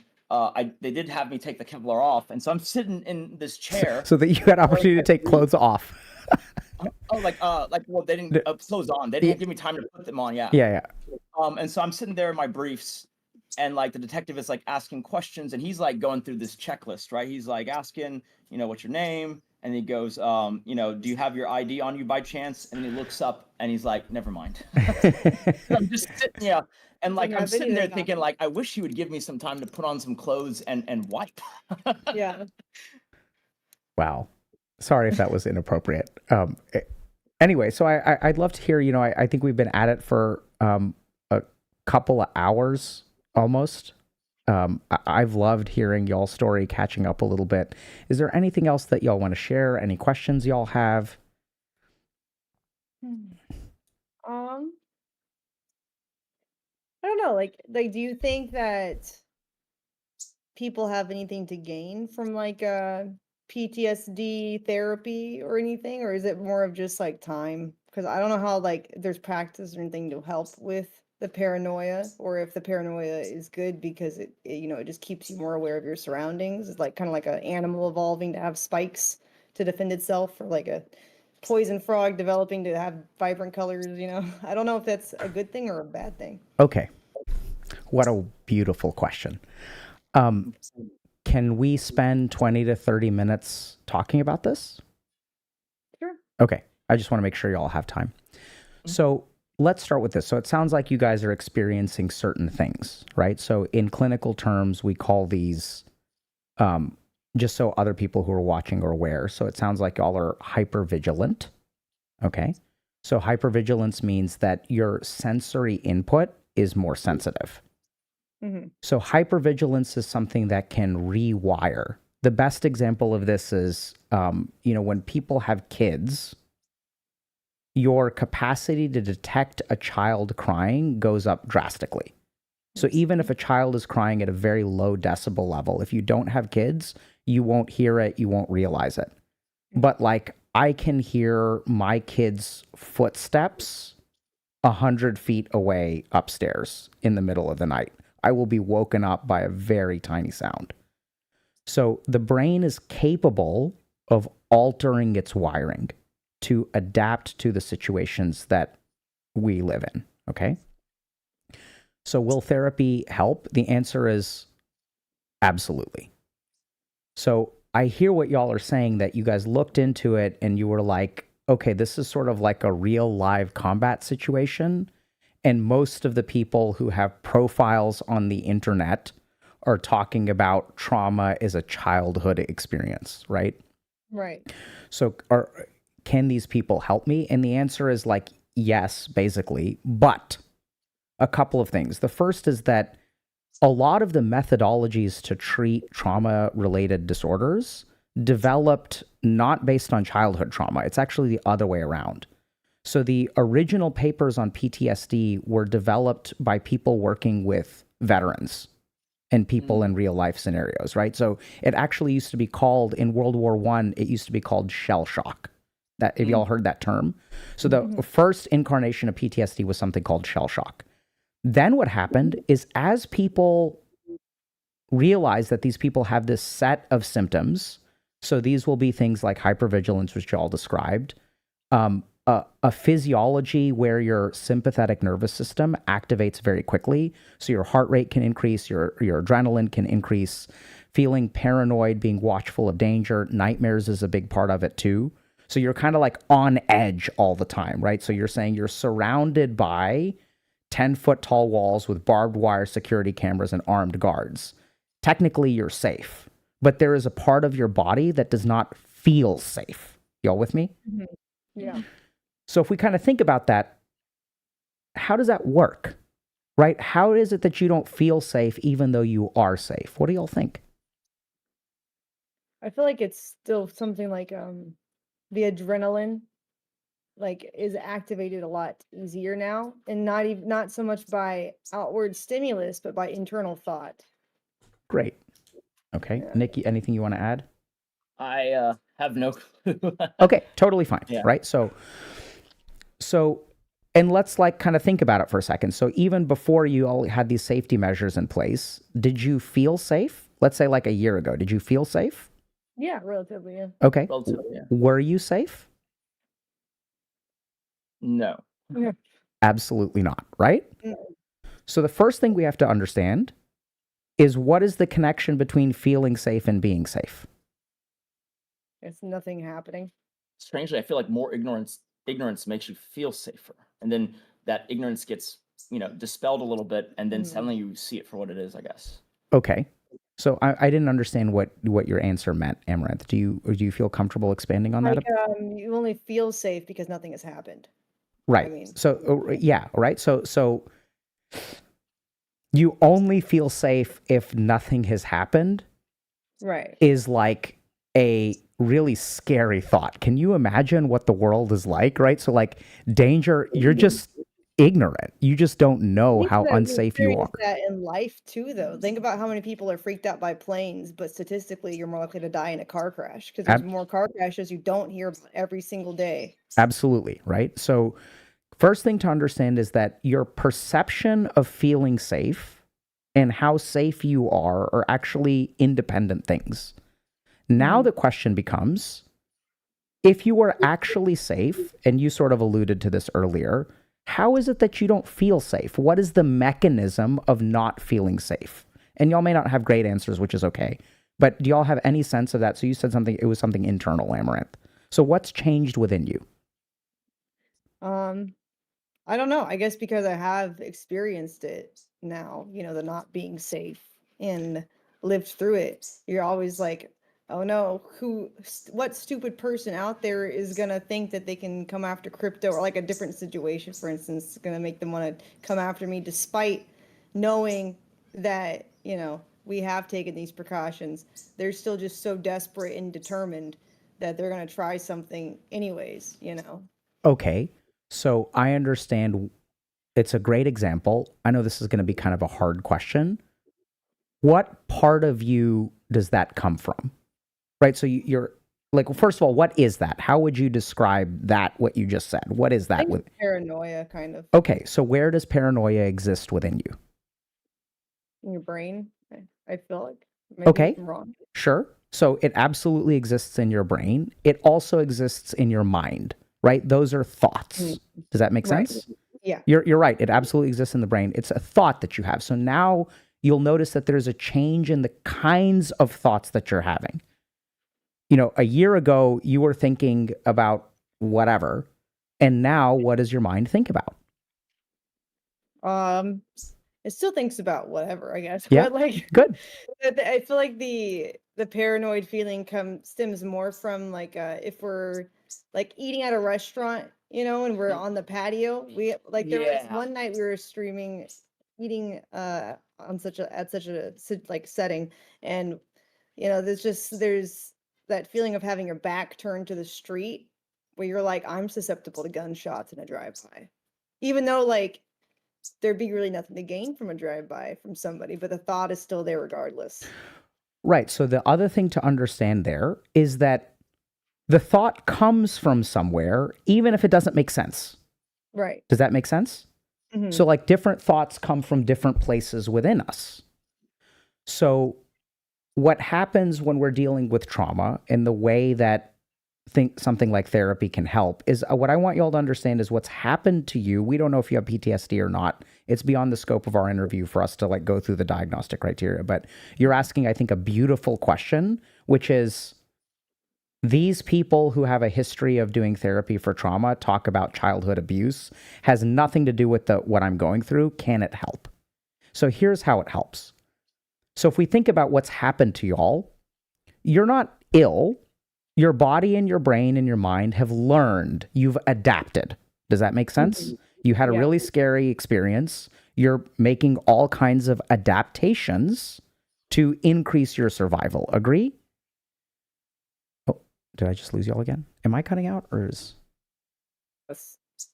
I think I just lost y'all again. Oh, At first, Okay. can you hear us now? Yeah, I can hear you now. So Okay, you're making all these adaptations. So some of these adaptations happen at the level absolutely of your brain and your senses. So like I discussed, I can hear my kid walking like 60 feet away, 80 feet away. Y'all are now able to, as you said, there used to be a balloon popping, which for the whole history of your life, when you heard that sound, your brain was like, oh, that's just a balloon popping. It is nothing to be worried about. But now something in your brain has changed to when you hear a balloon popping, what happens within you?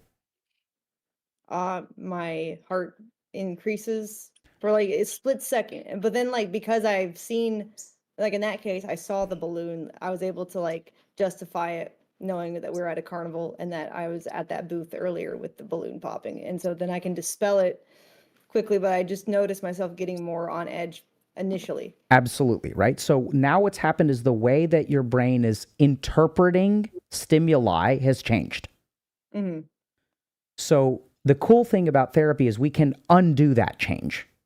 So the way that your physiology has wired has also changed. The threshold to release adrenaline has dropped. It used to be that in order to get adrenaline, we had to do a lot. There had to be people in your home to get that shock of adrenaline. Now you can be eating at a restaurant with your back to the street. And that is that's all it takes to get a flush of adrenaline running through you. Does that make sense? Yeah. So now the question becomes, okay, so now that you've made some of these adaptations and there's also a cognitive component to it. So the way that the thoughts that pop into your head have changed. With me? Right. So you think about things way more often. Thank you. So the purpose of therapy, it doesn't matter whether you grew up in an emotionally neglectful household or you were a veteran suffering from PTSD. In both cases, the physiology rewires, right? So if I have an abusive parent at home, if I have a tiger mom even, and she's yelling at me all the time, I learn how to be small and I'm always on high alert, right? So I would bet money, Nick, that sounds like you're a gamer. Right. So, and it sounds like when you were playing video games and your mom came home, your physiology was like high alert. You knew the sound of the voice, like, right? So, your brain wires for this stuff.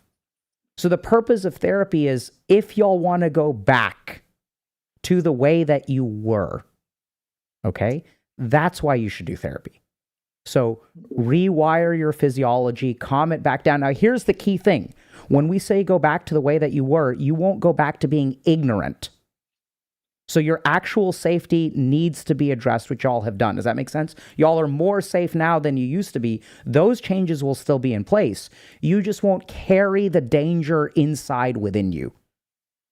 And there are other kinds of cascading effects that can happen with this, right? So right now, y'all are in the early phases.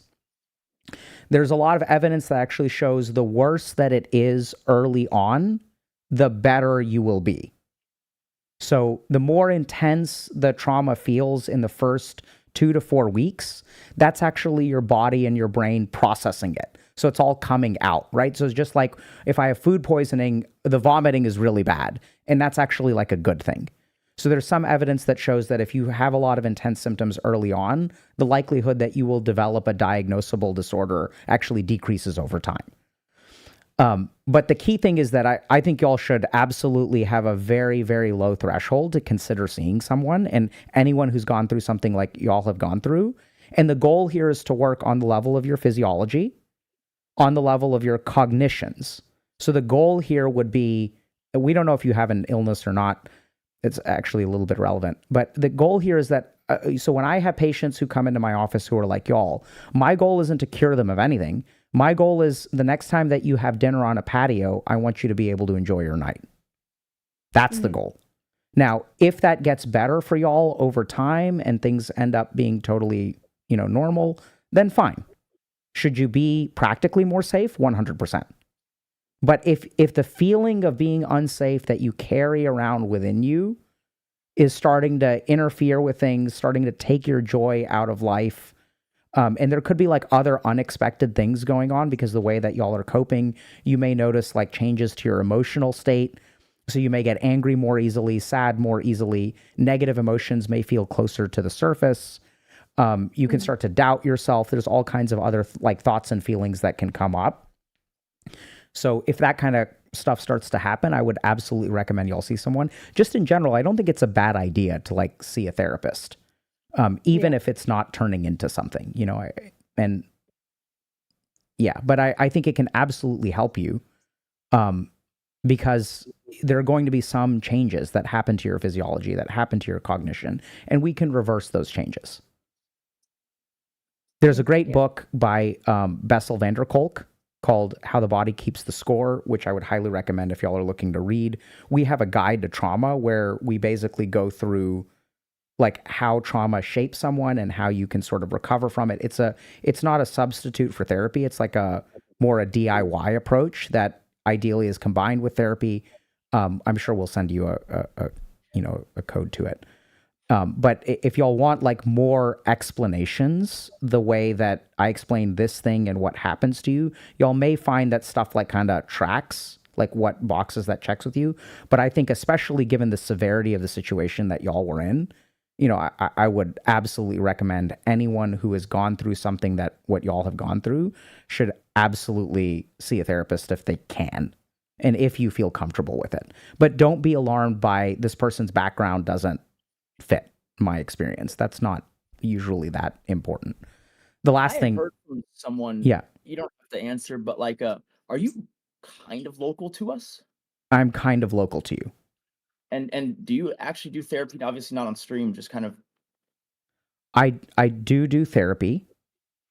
I do not think I can do therapy with y'all. Gotcha. So we have a pre-existing professional relationship, right? So one of my patients will never come on stream. And people, there are some possible exceptions to this, but generally speaking, people on stream will never be my patients. So that's like a hard line in the sand, unless there are extraordinary circumstances. But in this case, what I would, if you guys want help, like I would send you names. Okay. Of Yeah, like I mean, places. if you have people to refer, it'd be great. That'd be great. Yeah. Yeah, I mean, we can look into that. The appeal of like potentially doing it with you was that like you have a lot of context, and so it's not going to feel like, and maybe I'm just blowing this up into a big thing in my head, so it's not going to feel like 20 questions where it's like they don't understand even how that scenario could be possible, right? Like, what is a Twitch? Yeah, so What Twitch do you mean? I get that a lot, and I'm happy to try to support y'all, right? So it's like we are kind of local, so and that's where I think a lot of people don't realize that healing from trauma is not exclusively done in a therapist's office, usually, right? So if y'all like want to learn how to meditate or something like that I feel completely comfortable teaching y'all, which also has a lot of, so there's, it's not that I'm not unwilling to support y'all in your journey, or if you want to just, grab a beer sometime and talk about how much of a shit show it was, like totally with you there. Right. So I'm happy to support y'all as best as I can. And at the same time, it's probably in some ways, I mean, it's probably not a good idea, right? Because we're connected in some way. We've collaborated. Let's say that this stream ends up causing lots of problems. Does that create beef between us? Like there's sometimes beef between streamers. And then like, if I'm your psychiatrist and we get into a beef, then what happens, right? So it gets really muddy. And the main thing is that y'all don't need me. Like I'm good, but like there are plenty of people out there who are really, really competent. So I'm not formally trained in something called EMDR, which is like, in my opinion, a very effective treatment for trauma and stuff like that. So I think that there's a lot of good people around here, which I can send y'all some info. Yeah, that'd be great. Thank you. But if y'all ever want to just, shoot the shit and debrief about being a streamer, that's a different kind of thing. It's like, what is a Twitch? And oh shit, these people are like stalking my Twitter again and they're posting this shit. And it's like, yeah, I've been there. Yeah, definitely. So I hope I'm not trying to reject you. And at the same time, I just don't think it's a good idea. So happy to be your homie. Yeah. I hadn't considered it that way, but when you say it, it makes a lot of sense. Yeah. Mm-hmm. Yeah. Any other thoughts or questions? Loved your question, by the way. Thanks. Do you have any? No, this has been pretty instructive. Like we like doing, I find that like, we could go on stream or she can go on stream and talk about anything, but there's like a level of authenticity where like if someone else is asking the questions, especially if you're like more or less, kind of ask away. I know you previously talked to us about what we're comfortable talking about, but like, I think we're pretty open to most things. And I feel like the level of authenticity that conversation generates is a lot higher than just like a streamer monologuing. Hence why another incentive for us to come on. Yeah. Yeah. I think, I guess for us, the only ways that we've tried coping is increasing.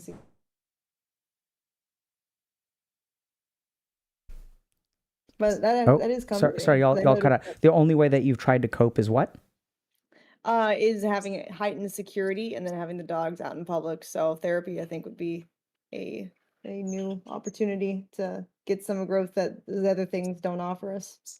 Yeah, I think it's great. So it sounds like y'all have addressed being safe, but not necessarily feeling safe. Which, by the way, the majority of people who have traumatic experiences don't develop PTSD.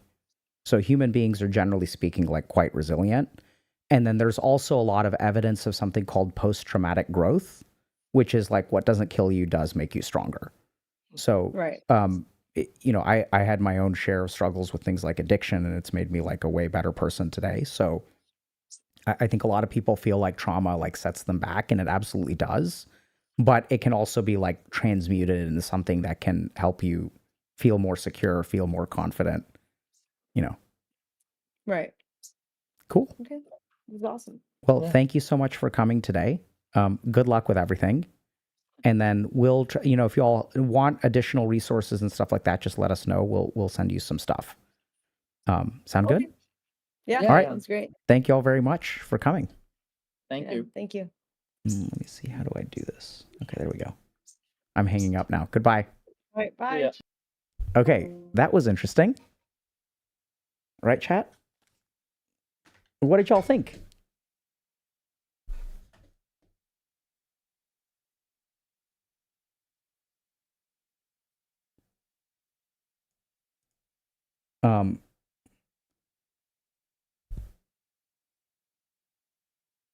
Yeah, I mean, what did y'all think about that?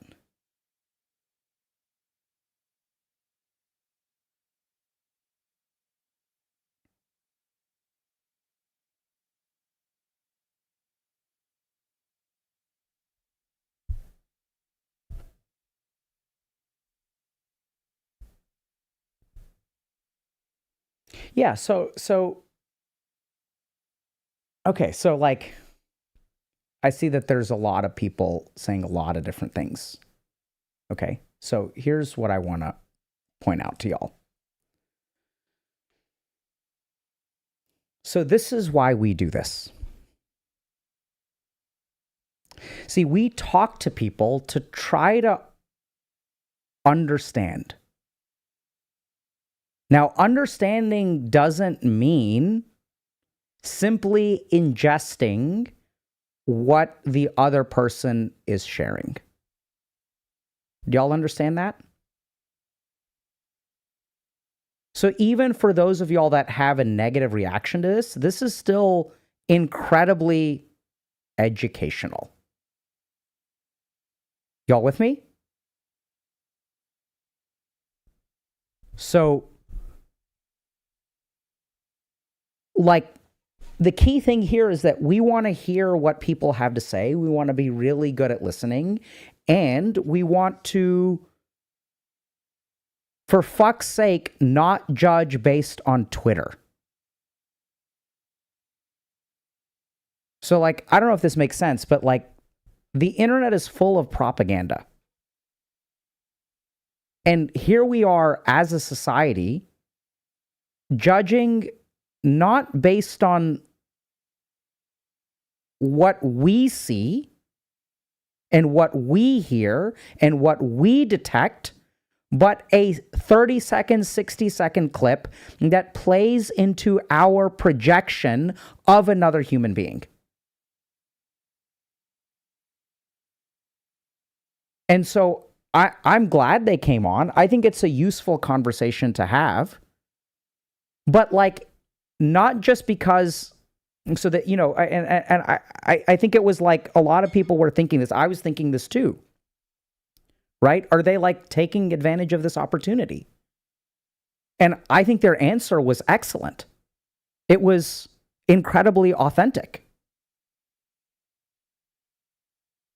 Right? They weren't like, no.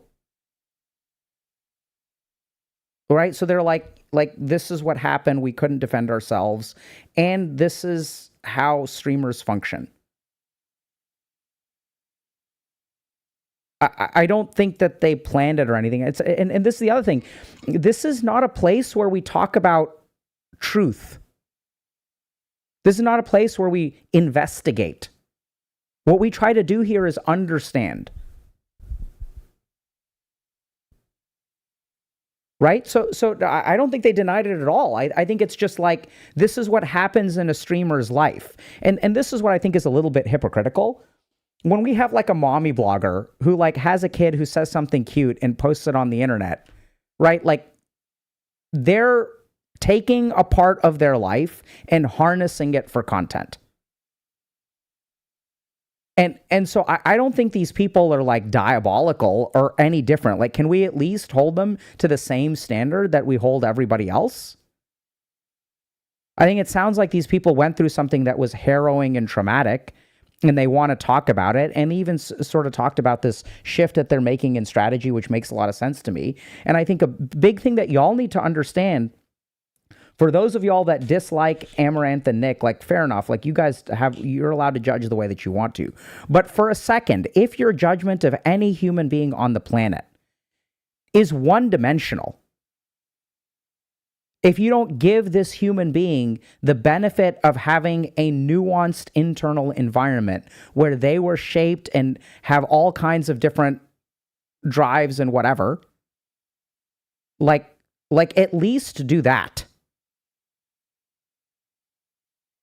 And for those of y'all that are detecting things like performative, that's valuable too. Right? Like, that's valuable. We're here to see people for who they are. And I think that, like, just because someone is successful doesn't mean that they can't be hunted by people with guns. Just because y'all believe that a content creator is doing something bad doesn't mean that they can't be a victim too. So, you know, people want to, I mean, like, I think it was good. Like, I really enjoyed it. I'm glad that they chose to come on. And then also, like, it's not easy being in there. Like, can y'all imagine just how much hate they get wherever they go? Right? And so for those of y'all saying it can be more than one thing, I agree. And especially with streamers, like, I think we really don't, I mean, I really don't think y'all, I mean, sort of y'all understand. I mean, we all know that streamers are pretty fucked up. And we're all like misfits to society. We struggle with relationships. We struggle with, like, you know, and the reason that we're like, and the reason that streamers are so the reason fucked up streamers are so popular is because we as a society are becoming more fucked up. We resonate with these people.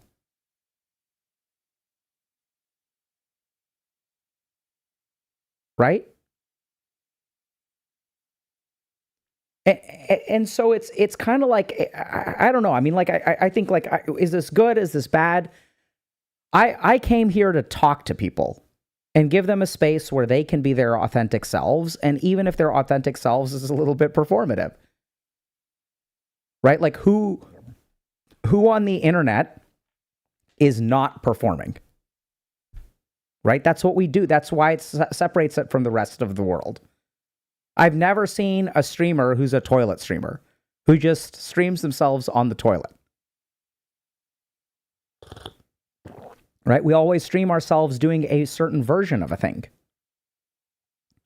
So my hope is that this was helpful to y'all. My hope is that it was educational. My hope is that y'all can demonstrate some compassion for anyone who comes on stream. You know? And like, if you can practice compassion for people who come on stream, you can practice compassion towards other people in your life, and you can practice compassion towards yourself. Right? That's the goal. So like, if you're struggling with compassion, the key thing is, are you able to do it? If you choose not to, that's a separate issue. Plot twist, Dr. K sitting on a toilet. Y'all caught me.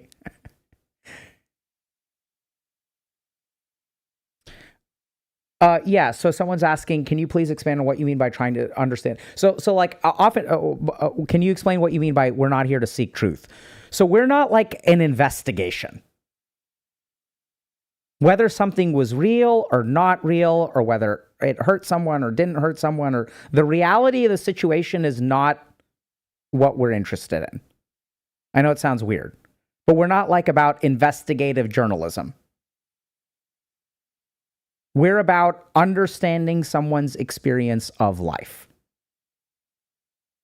Because what matters, like, so, you know, I can tell you, if you're like a 30-year-old dude who's like behind in life, has never dated, has not had a job in the last decade, and you're like, oh my God, my life is over. And then if I say the truth of the matter is no, your life is far from over. You can put together your life. You can be whatever you want to.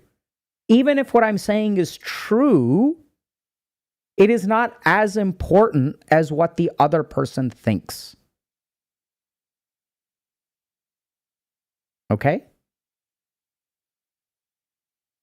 Right? Understand someone's story and see the person. That's what we're here to do. And being egotistical as a defense mechanism, you are correct. So our job here is not to tear down people's defense mechanisms. I think if I had done that, would it have been voyeuristically enjoyable? Sure. Would it have been helpful? I don't think so. It would have been content. We're not here to make content. We're here to help people. There's a big difference. Do we use content as a vehicle to help people? Yes, but content is not the point. Right? And so I do think if y'all want to learn something else, if you really hate these kinds of people, if y'all think Amouranth and Nick are just absolutely terrible people and are, you know, the embodiment of the worst people on the planet, I would encourage you to explore where that feeling comes from. Right? Because I think they were pretty authentic that, look, this is an opportunity. We're going to take advantage of it. I think about their career in general, which is like completely fair, right? So I think that in many ways they're more authentic, because there are a lot of people out there who pretend to be something else. So I think that's great. Like I think just be authentic with yourself and own up to what you're doing. I think most of the human beings that I've met aren't even as authentic as they are. Most people I meet who take advantage of other people, I'm not saying they take advantage of other people. I'm just saying, like, that's not my determination to make. Does that make sense? But I've met plenty of people who take advantage of other people who think that they're doing them a favor.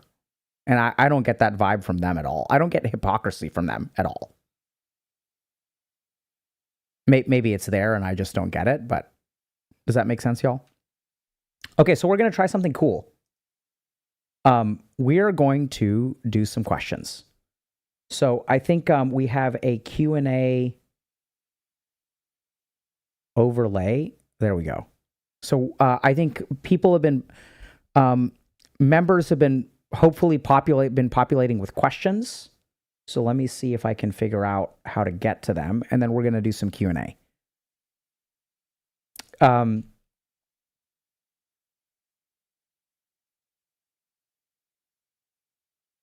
So this is a question from YouTube chat.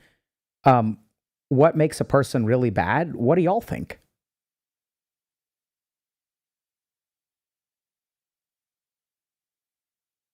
What do y'all think makes a person really bad?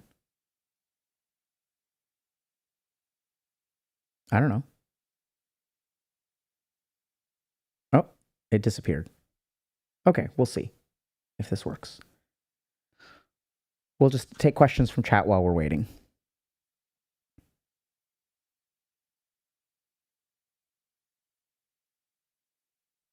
So like, you know, I mean, I think it's fine. Like people, like, I'm just curious what people think. So I think the problem is like bad is such a,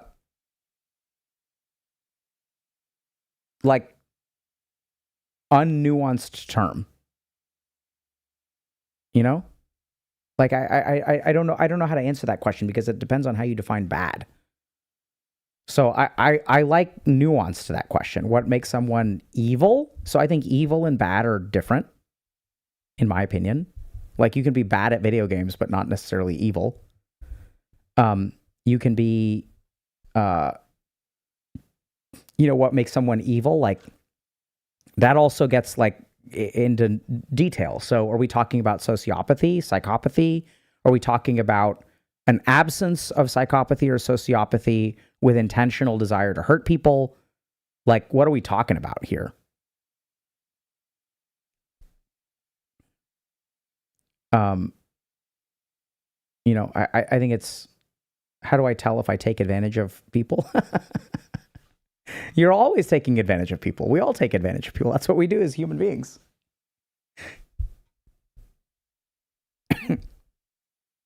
We all take advantage of people.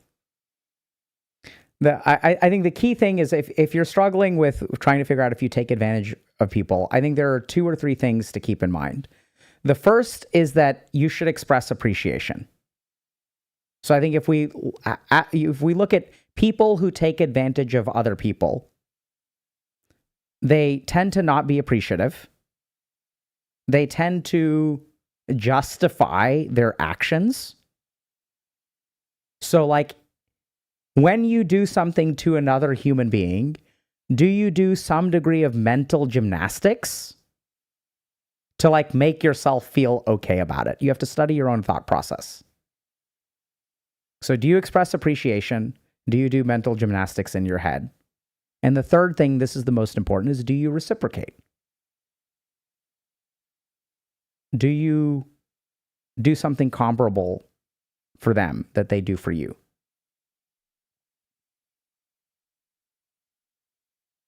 Okay, let me see if we can get questions going. Are we busted? Oh, okay.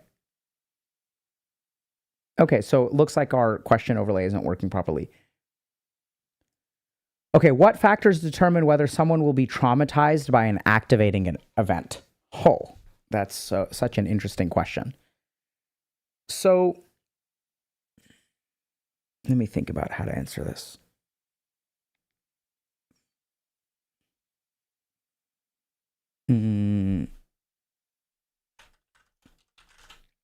What factors determine whether someone will be traumatized by an event?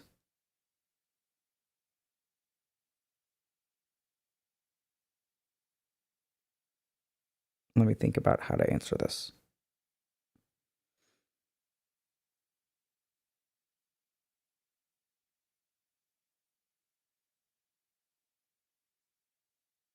So if we look at risk factors for trauma, so we have to like look at this in a couple of different ways, okay? The first is, what are risk factors for trauma? But those risk factors tend to be global things that exist prior to the trauma. So for example, growing up with in a single parent household, growing up with a parent who maybe has a history of trauma, growing up with substance use in the home, things like that. All of those things can be a risk factor for trauma, including prior trauma. Okay? So there are also things like genetic risk factors. Do you have a parent who has been diagnosed with something like PTSD? So those tend to be risk factors that are not controllable. And oftentimes in medicine, a lot just because we discover a risk factor doesn't mean that it's a modifiable risk. Okay? Now, the really interesting thing is that there are some things that can happen between the trauma occurring and the development of a disorder. So these things are more intervenable, right? So you can't change your genetics after a trauma has happened. So then the question becomes, what are those things? So this is really interesting. About 20 years ago, there were a group of people who were in the global health space who were focused on reducing trauma. So they were global health workers, mental health professionals, who had a global health bent, and they were trying to mitigate the effects of genocide. So, you know, like, hopefully you live in a country where this is not happening right now, but sometimes in the world, there are periods, there are times and places where there's some kind of genocide going on. And so after people flee from the genocidal conflict, this team of therapists swoops in and tries to like protect these people from the trauma of genocide. So at one point, what they would do is prescribe benzodiazepines. They'd give things like Valium, Xanax, diazepam, alprazolam, lorazepam, if y'all are familiar with those medications. And so what they thought is like, okay, these people have just been traumatized. They can't sleep. We're going to help them sleep. We're going to calm down their nervous system. They feel super anxious. They're hypervigilant. We're going to give them these medications. It's going to help. Turns out that the people that they gave the medications to had a higher risk of developing PTSD. So here's the first thing to understand. The evidence seems to point to the fact that when we go through something traumatic, our body, our brain, and our mind will try to adapt to the trauma. And getting in the way of the adaptation can sometimes make things worse. So here's what's really interesting. If you look at grief, across basically all cultures, when someone dies, one of the most common things that happens in basically every culture, not every, but most of the cultures that I'm familiar with across the world, is we end up sleep depriving the people who are grieving the hardest. People will hold vigils overnight. We'll do 24 hours of prayers. We'll do all this kind of stuff that keeps people from sleeping. Now, on the one hand, when someone dies, we're not letting those people sleep. And on the other hand, when we give people medications to help them sleep, this increases trauma. This presumably decreases trauma. So it turns out that when we go to sleep, our memory consolidates. Whatever is in our short-term memory becomes our long-term memory. So there's a decent chance that some of the natural reactions that we go through are actually protective against trauma. And if you shut down all of those natural reactions, you may actually be increasing the risk of trauma. This is far from definitive, by the way, right? So this is just theoretical. Like, it's based in evidence, but it's extrapolated. So one of the key things that I think is important is let yourself feel whatever comes up, right? Don't necessarily run away from those feelings. Don't necessarily numb them out, but let whatever comes up come up. There's also evidence that shows that people who, maybe I can pull up the paper.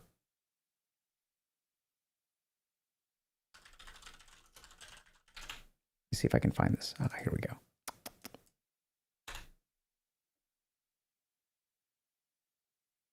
Here we go. I gotta find it, chat. Give me a second.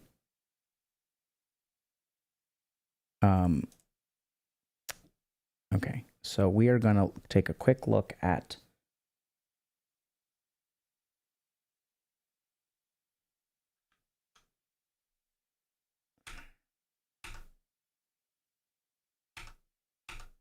see if I can find this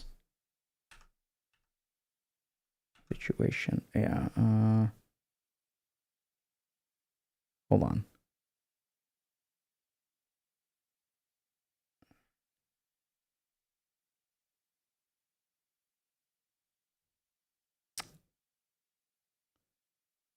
Okay, here we go. Natural recovery from trauma.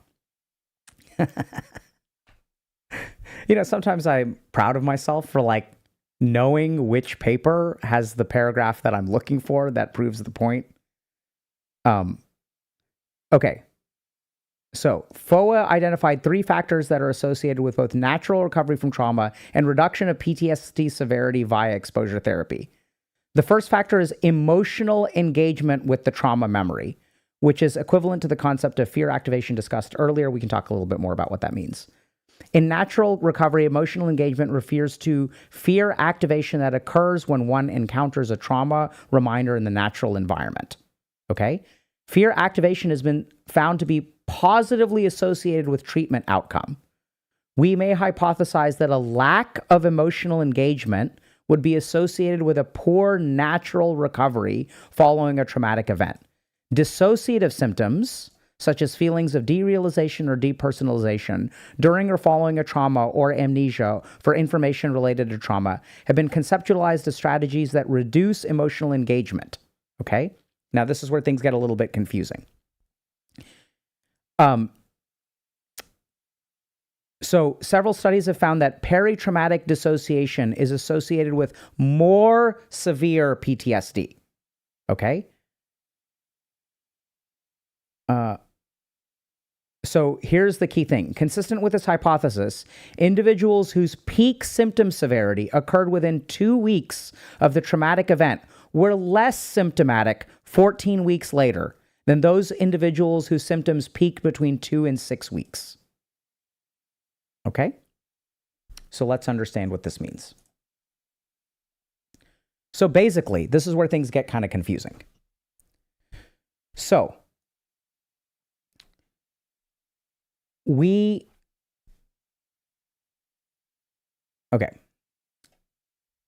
So when we experience a traumatic event,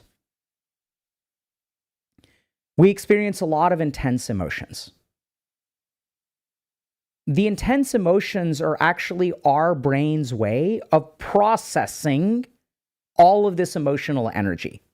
Okay, so when we experience a traumatic event, usually there is too much emotion that we can handle.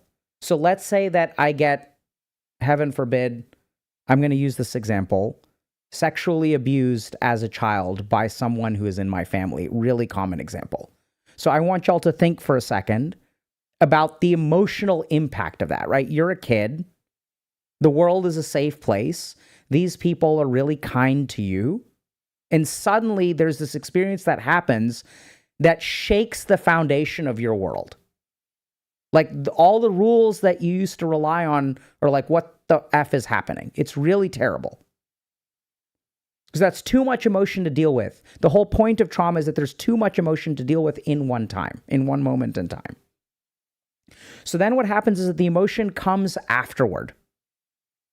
It starts leaking out.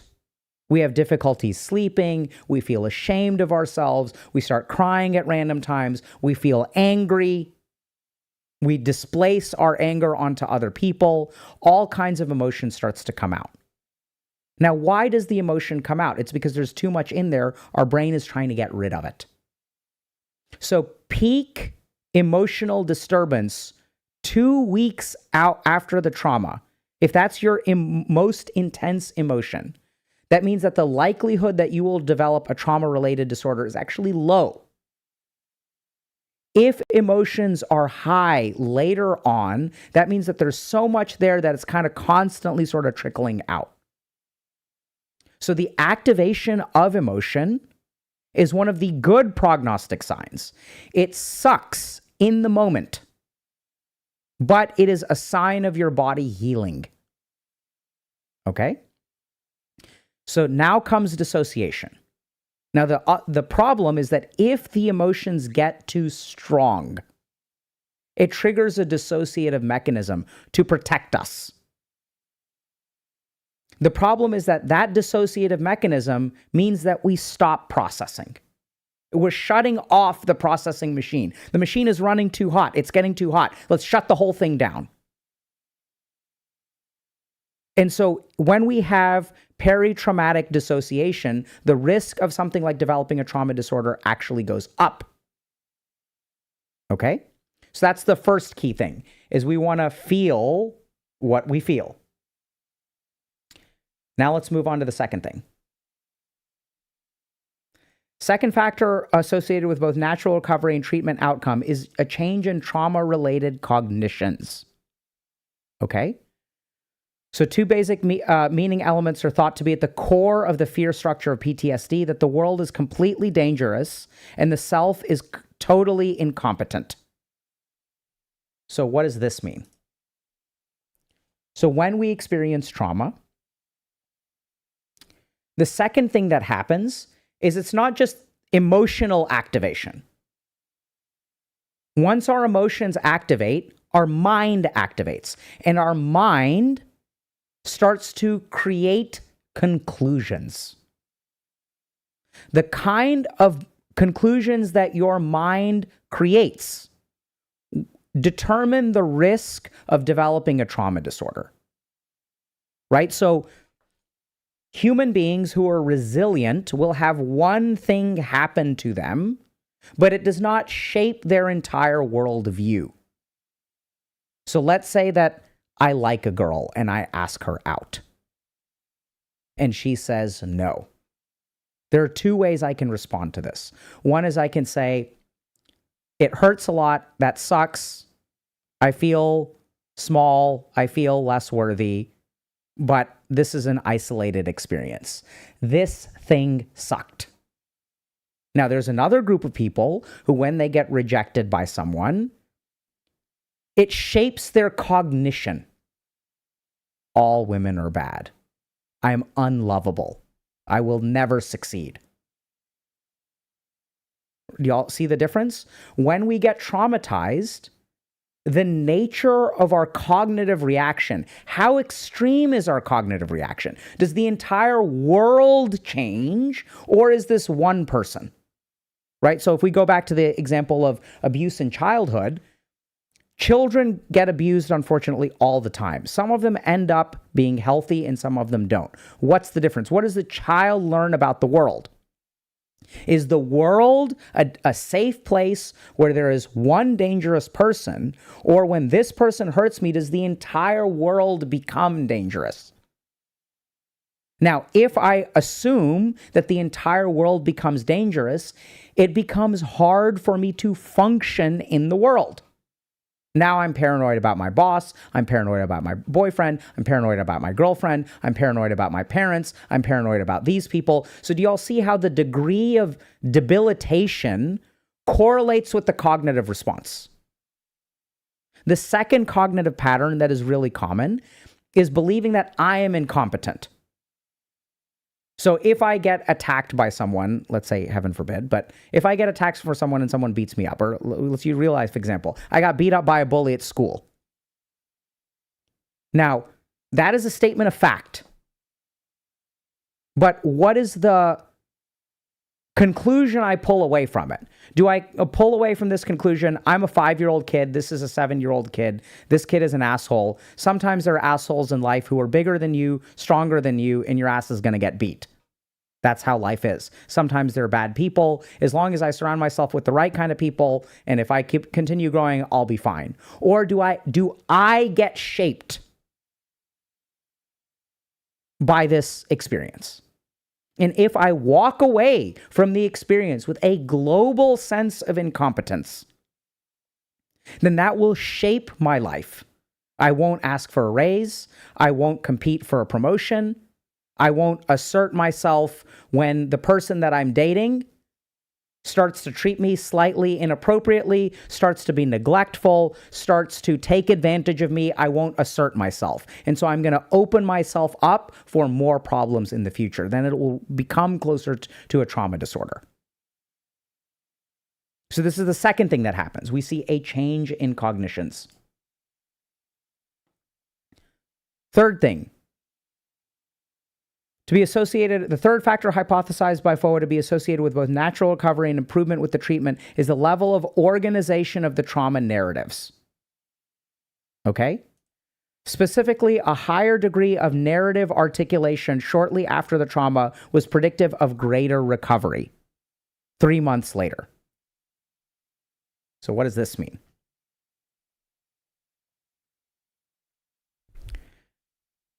So in order to succeed in life, we have to be able to make sense of things. Does that kind of make sense? Like, if you look at people, and maybe you're someone who's in this situation, who you don't know what the fuck to do. You have no idea what's going on. You don't know where to start. You don't know what you should be doing. You don't know what's right. You don't know what's wrong. There's no cohesive narrative to your life. So the more disorganized you perceive life to be, the less sense you can't fit things in a clean narrative, the harder it is to navigate. So if we look at video games, right? Video games or TV shows or whatever, they have clear narratives. There's like a chapter 1 and a chapter 2 and a chapter 3 and a chapter 4, chapter 5. This is how life works. When there's a clear narrative, we know how to act. This person is good. I am bad. I'm not going to stand for this kind of crap. I'm my own person. I'm a hero. I'm not going to be a victim of abuse anymore. I'm done with you. There's a narrative. Sometimes what happens in trauma is it becomes so overwhelming. The emotions are saying one thing. I don't know how I'm feeling. Even though this person is nice to me, I feel my nervous system is hypersensitive, so I'm reacting. I'm getting really angry at my partner who loves me and cares for me, and I don't understand why. I can't make any sense of it. Leads to trauma. So there's something else cool here, which is narrative is also how we form our sense of identity.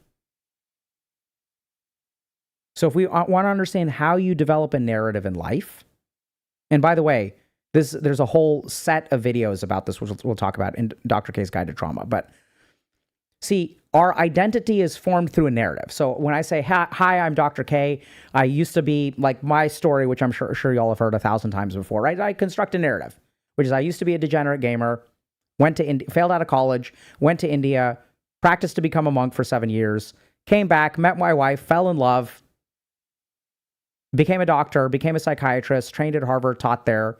Now I'm a Twitch streamer, YouTube streamer, content creator, whatever. I'm still a doctor. I don't know. This is still a degenerate gamer. I suck at Dota. I'm a legend 3 in Dota. This is the narrative of my life. So if we kind of think about the narrative of your life, who we are is a story, not a person. This is important to understand. So even if I ask someone, hey, who are you? I'm a loser. And then I ask them, tell me why you think you're a loser. They'll tell me a story. I was this young. I was a gifted kid. I never got diagnosed with ADHD. I started failing my classes. I never went on a date before. I spent all my time in front of the computer. It's still a story. Y'all see that? So identity and narrative are linked. Who you are is not a person. It's a story. Now the question becomes, what are the pieces of the story? The pieces of the story are emotionally salient moments. Salient means important. So in my life, they're the highs and lows.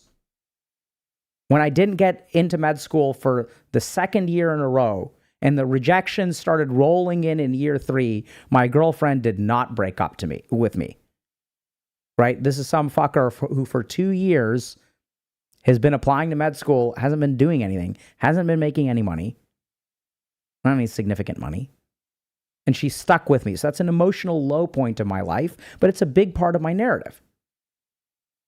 So when we integrate emotional experiences over time, that becomes our identity, that becomes our narrative. And in trauma, it becomes hard to integrate. So what are the features of a trauma disorder? A sense of depersonalization. I don't know who I am anymore. How can I live life if I don't know who I am? Dissociation, depersonalization, emotional numbing. On the one hand, emotionally numb. On the other hand, emotionally labile. But the problem with being emotionally labile is it doesn't make any sense. My partner got me roses for Valentine's Day, and I burst into tears and had to run out of the restaurant because I felt like I was suffocating. What the F is that? How are you supposed to make sense of that? And this life is disorganized, chaotic. I don't know who I am. I don't know what's happening. The world is falling apart. There's inflation. There's tariffs. There's a mental health crisis. There's a loneliness epidemic. What am I supposed to do? You can't make sense of it. And what do we see? The world is becoming traumatized. And the biggest problem with the world today is that our solution to everyone getting traumatized is for other people to stop doing what triggers me. But if we look at the research, I don't know if y'all saw this or not. Did you guys see this? Are the 3 factors that lead to trauma, are any of them other people changing their behavior? Does this have anything to do with anyone else except for you? Absolutely not.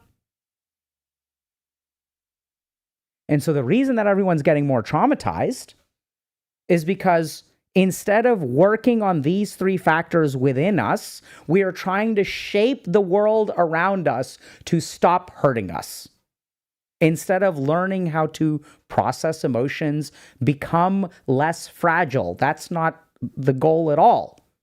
The goal is, I don't want to be any less fragile. I want all of you to handle me with more care.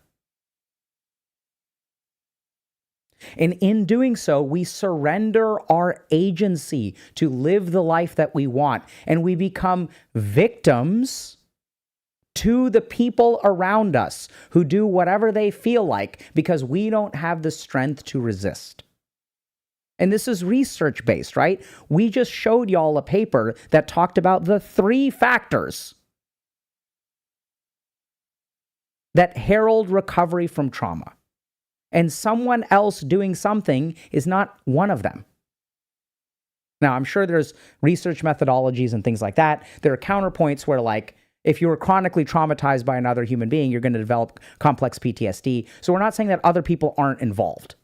But I do see a scary correlation between relying on other people to treat us with more care as opposed to developing resilience, processing our emotions, discovering who we are, etc., etc., etc.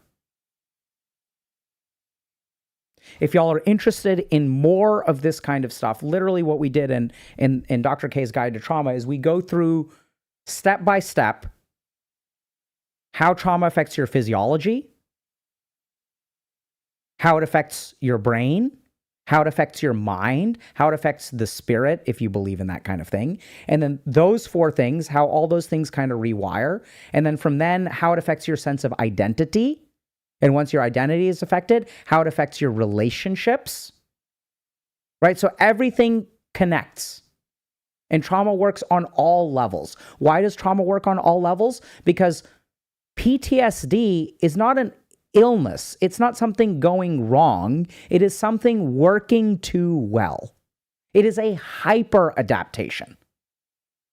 It becomes a maladaptation. But in the moment, it is an adaptation. So it is a learning of the body, of the brain, and of the mind. And then if we want to fix it, we have to unlearn. We have to relearn. Okay? All right. Let's see what question is next.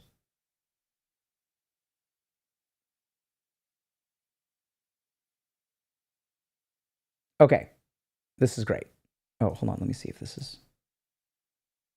Let's see if we can get the question up here, but I'm going to read it. Is being famous on Amouranth's level inherently detrimental to mental health? Is it possible to lead a mentally peaceful life with such a separation from an exposition to the majority of other human beings? Okay, what a great question. So is being a famous streamer inherently bad for your mental health? The answer is yes. The second part of the question, is it possible to lead a mentally peaceful life? The answer is absolutely yes. Yes to both. So let's understand.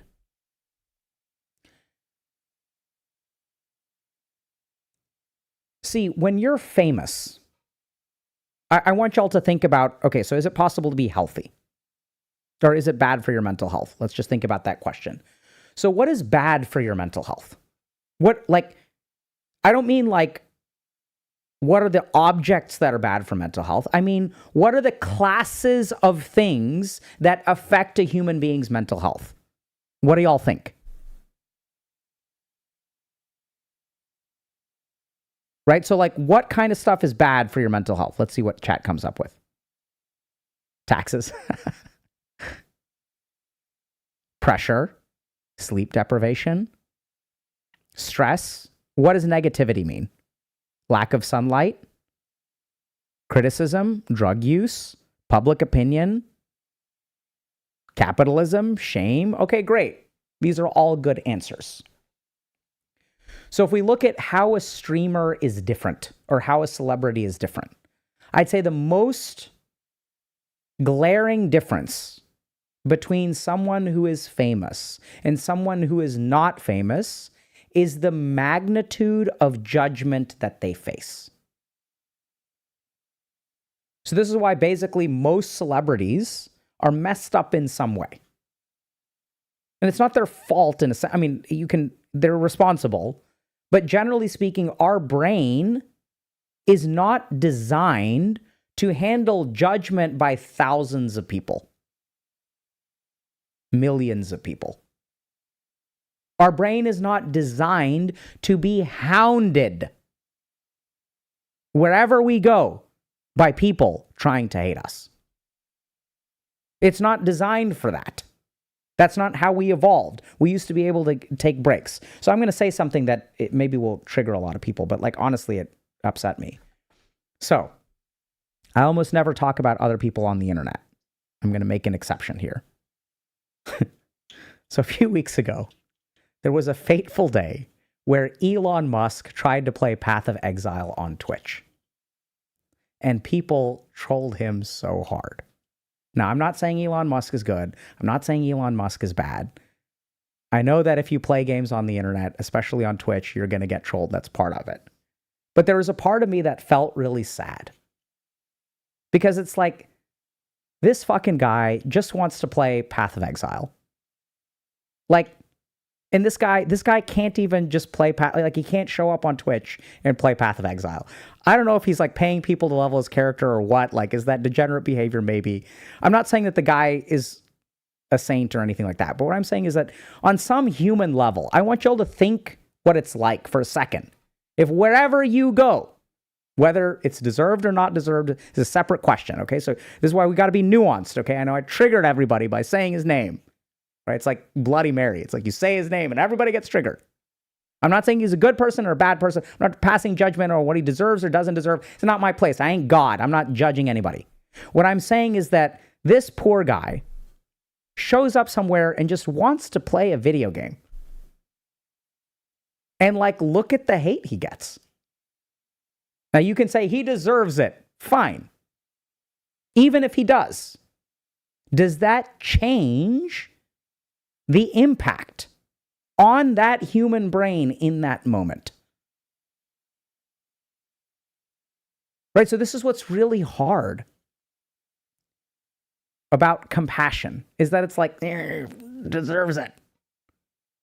Like, maybe, I don't know, like maybe y'all feel like you understand the universe and you're capable of judging the way that God does. Or maybe you're saying that the threshold to judge is way lower and it's obvious that he's a terrible human being, whatever. But like the dude is like, come on, like of all the communities, like, can we be like one place where if a dude wants to show up and play a video game, like, Can there be any place on the planet where he can just show up and just be chill?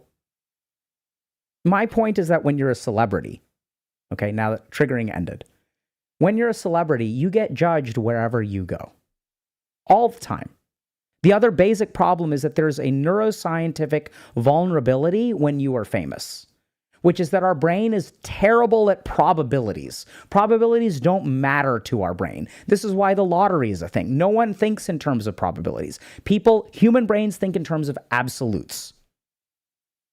Right? There's a really great, what was that game show, Full Monty or something? I forget. Where they ask someone, okay, pick behind one of these 3 doors is a prize. There's a car. Pick which door do you want? I say, I want door number 1. Out of door number 2 and door number 3, they open one of the empty doors and they ask me, do I want to switch? The answer is absolutely yes. I absolutely want to switch. If I switch, it doubles my probability of winning the car. Doubles it. But people will look at that and they'll say it's 50-50. No, it's not. It's 66-33. The point is that this is non-intuitive. Probabilities are non-intuitive. It's not the way that our brain works. So when you are famous and you get judged negatively by 1% of people in your audience, your brain doesn't think about it as 1%. Your brain sees a total number of people. So 300 people hate me. That is an astronomical number of people to hate you. So it's very taxing. We get judged constantly. And when we get judged, what does the mind do? What is the natural reaction to being judged? Develop an ego. So this is important to understand. Everyone blames narcissists, and sure, you can blame them because they treat you like crap or whatever. Fine.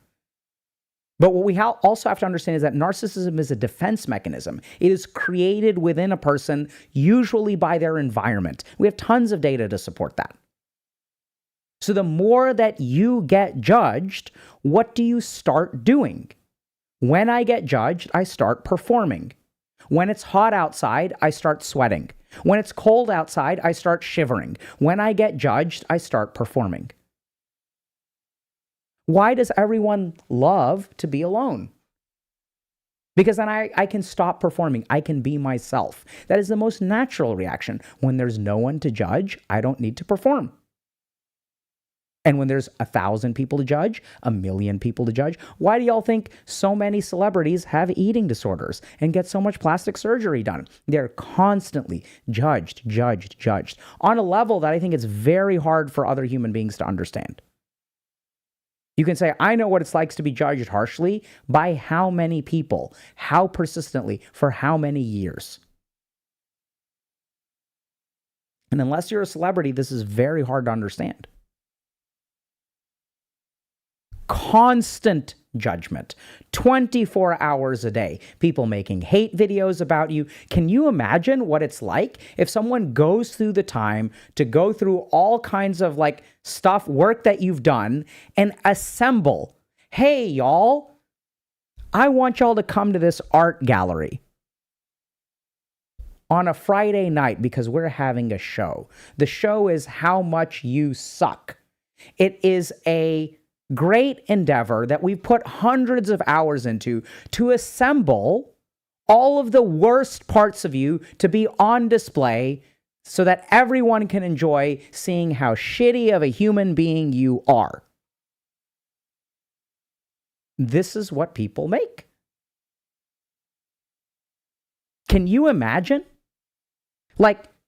Failing a class in college is hard enough, but some of y'all are unlucky enough to have someone in your life who keeps track of all of your failures and throws them in your face every opportunity they get.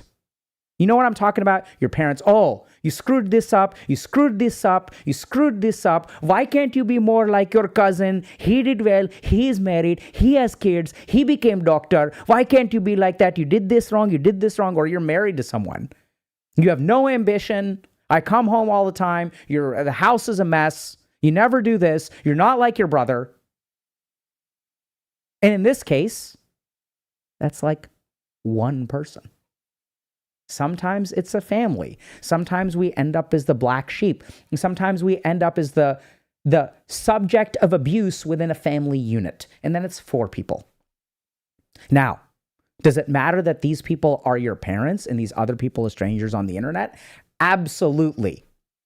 If it's your parent, the hurt increases by, I don't know, let's say 100 times worse.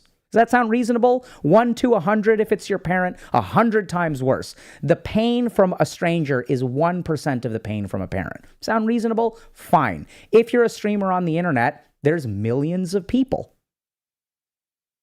And each of them is hurting you 1%. And this is what I see when I work with streamers. They get worn down. See, when we post something on the internet, when we post some like crap on the internet, right? Even when you're toxic with someone in a video game, or like you just post there's some subreddit where people are piling on and dogpiling a streamer, and oh yeah, this person's a loser and this person's greedy and this person's taking advantage of everyone. Could be true. I'm not saying it's not true. I don't know. I'm not the knower of truth. What I'm saying is that those comments, think about if someone posts something on Facebook or whatever, whoever uses Facebook, whatever social media thing you use. If someone talks shit about you in a group text, how much does that hurt? One of the biggest problems on the internet today is people who are posting random crap don't realize what effect it has on other people. What is the impact of these 84 characters that I put on a subreddit that then this person sees, or Twitter? This has an impact. It hurts them a little bit.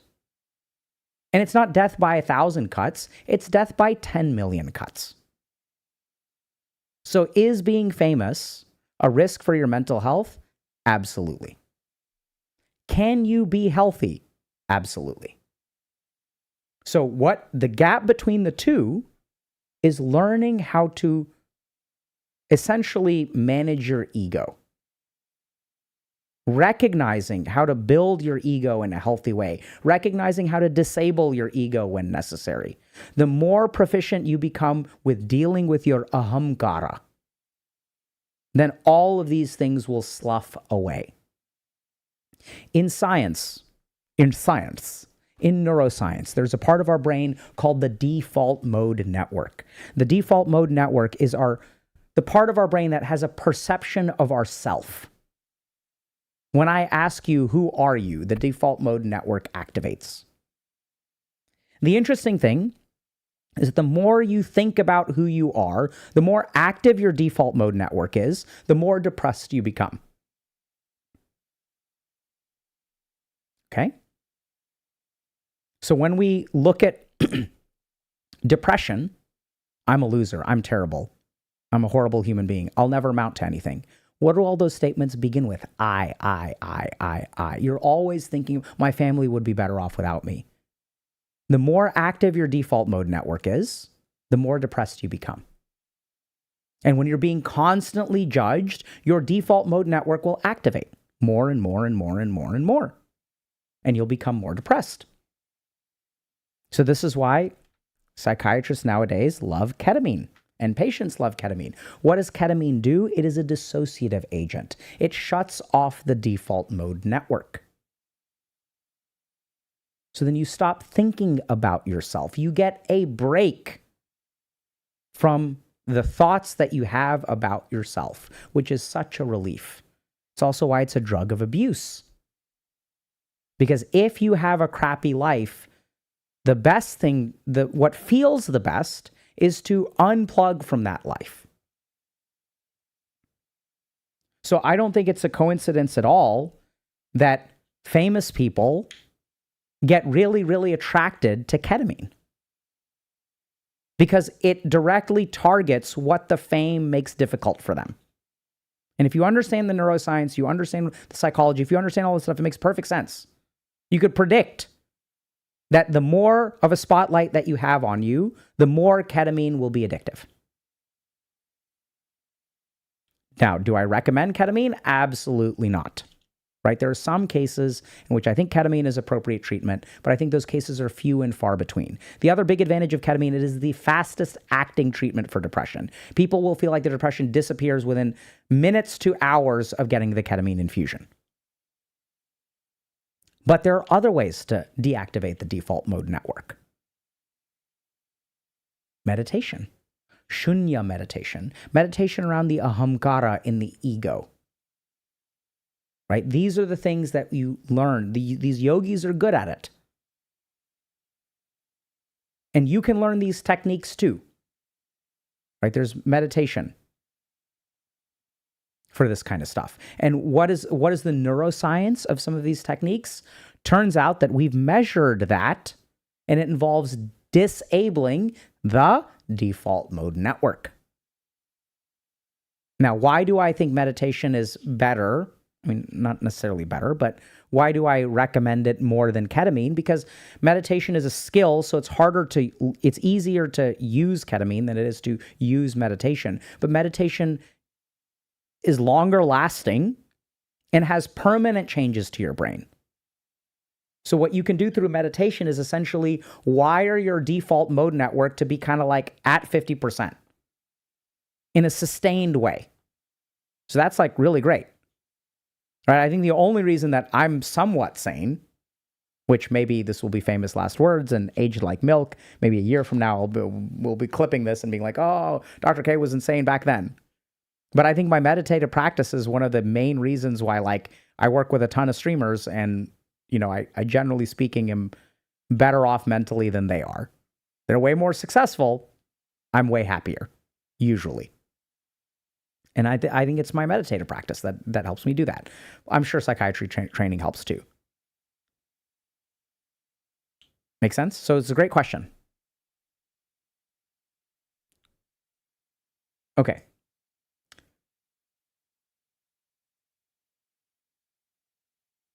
Can we explore the backlash against Ammo and Nick? People perceiving them as inauthentic, not genuine, etc. Sure. I mean, what do you guys want to explore? Like, what do you want to... I mean, what is there to explore?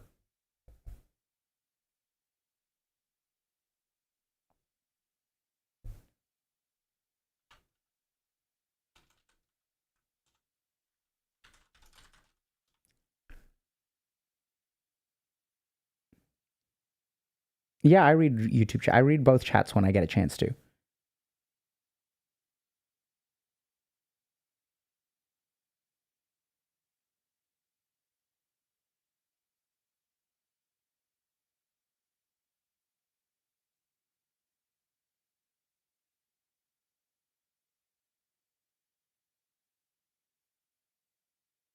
I don't know. I don't know what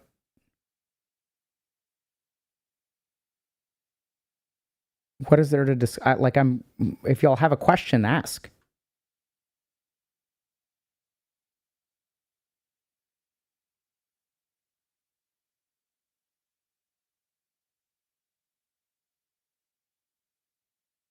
Okay, so I see there's something about perceived authenticity on the ability to be compassionate. Okay, we can talk about that. That's a great question. Why do I think people hate them? I mean, okay, so...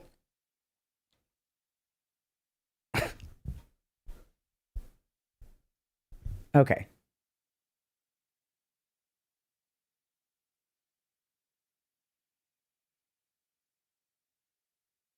Let's talk about this for a second.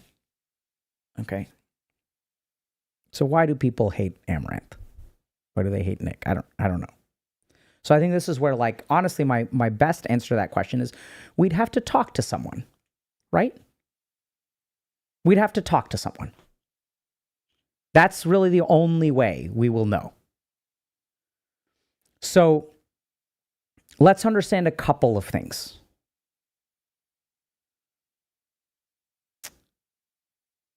I think the people that we choose to hate. So there are all kinds of people out there in the world that are doing all kinds of bad things. I'm not saying Amouranth is good or bad. Once again, not my place to judge.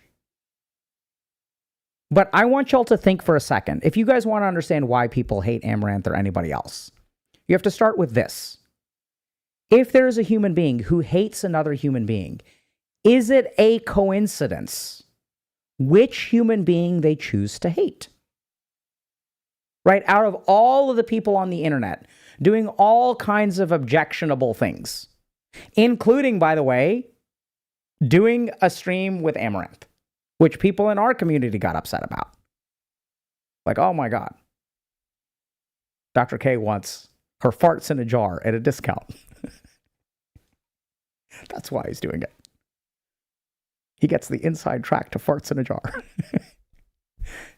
So here's what, in anyone in your life that you hate, why do you hate them?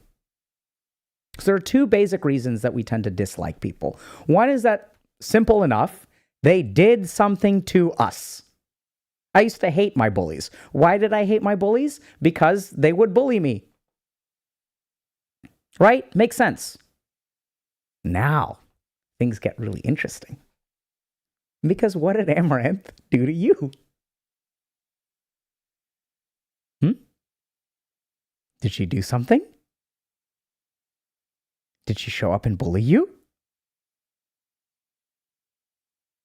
No, probably not. Maybe. Who knows? Right? So now you have to ask yourself, so you don't know this person, right? You see a version of them. And you can have objections with what they represent. That's usually what it is. Because in your mind, this person represents something that is evil in the world. Right? The conservatives hate the liberal snowflakes. They hate the trans people. They hate these kinds of people, and they hate wokeism, and they hate this. Why? Because this thing is associated and represents all kinds of other things.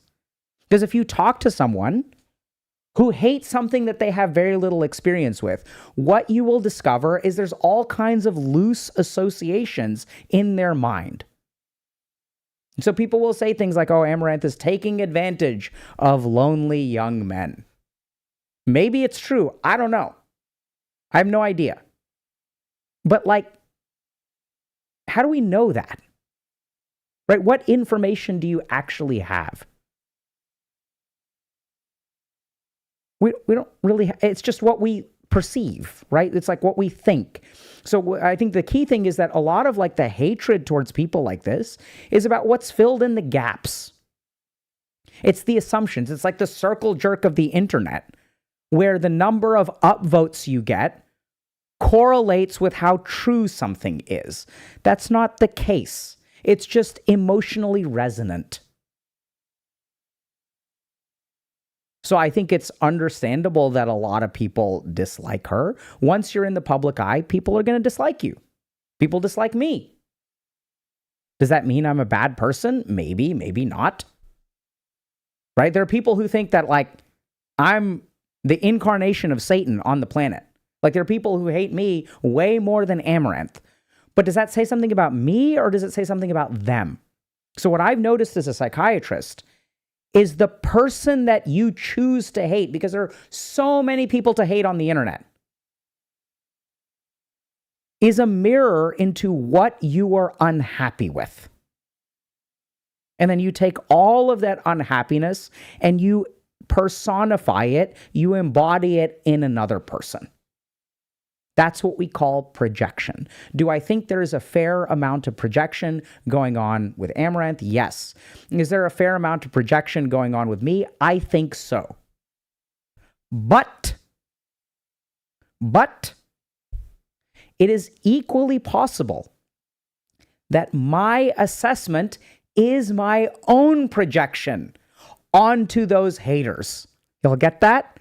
I can play this game too. Oh my God. Those haters don't know what they're talking about. They're projecting all of their evil onto me.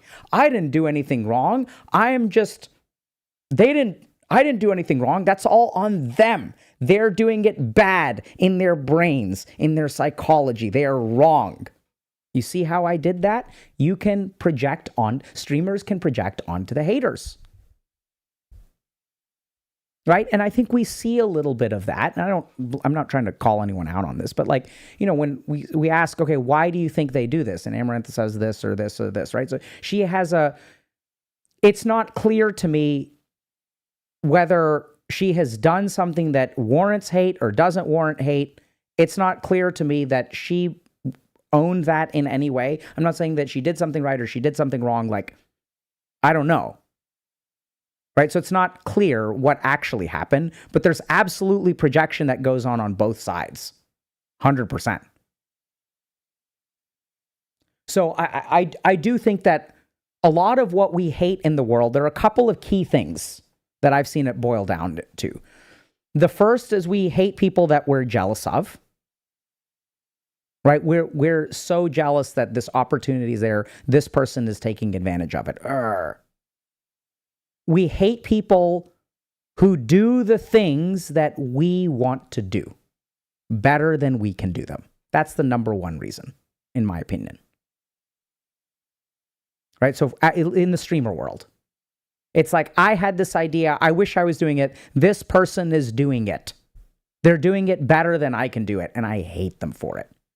When someone else is a better version of what you are, is the version of yourself that you wish you could be, a very common reaction is hatred.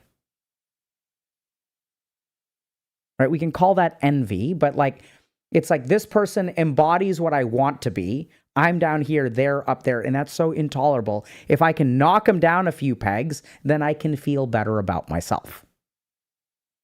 This is why people put other people down. And it's not just streamers and stuff like that. I do this shit too. All of us do it. It's part of human psychology. So I think that's a big part of it. I do think that there's a lot of people who are upset with her because she makes adult content, and there's a lot of loneliness, a lot of resentment, a lot of frustration towards women in general. And then that resentment towards women can be so easily personified in her because she is a caricature of a woman, not in a bad way. I mean that if we look at what are the features of a woman, whatever you say, Amouranth is a 10 out of 10, right? I'm not saying I'm just saying the feature. I'm not saying it's a good or a bad. But in terms of representations of womanhood, she's an extreme version of that. And so I think people really see a lot of badness in her. Now, does that mean that she doesn't do bad things? Not at all. Maybe she does bad things. Maybe she takes advantage of people. Maybe people have personal experience and they see that and they judge her and they dislike her for that. I'm not saying that that isn't an option too. Remember, first thing I said is that reason you hate people is because they do something bad. But I do think there's a lot of the latter. Right? And it's I think it's sort of weird, right? So you could say, okay, she's taking advantage of people, but so are people who make vapes. Yeah, well, they're bad too. Okay, but do we hound them the way that we hound Amouranth? Everyone's oh yeah, evil capitalism, but it's unpersonified. Y'all see that? So it's kind of there's some human beings on the planet who put a face to what we dislike in the world. And the moment that they put a face to it, it makes it really easy to hate them. I'm not saying the hate is justified or unjustified. Not my place to say. But that's what's going on. Right? Do I think that there are people who are doing more harm in the world today than Amouranth is doing? 100% yes.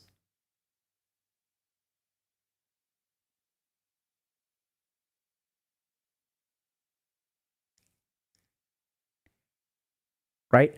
I think the reason that I don't chalk up too much to this is because, I don't think my attitude has always been, I don't know about always, but generally speaking, I think that hate towards people like this doesn't solve the problem. That's my biggest gripe with it. So you can post whatever you want to about how Amouranth is a terrible human being. What good does that do in the world? How does that change anything? You're going to try to get her canceled. Okay, fine. You try get her canceled. What do you think is going to happen next? Someone will pop up in her place. Even if we assume that everything that you say about her is true, which I don't for a second. Right? I've worked with people who are like drug dealers and stuff like that. Like, you know, people make money in the best way that they know how to.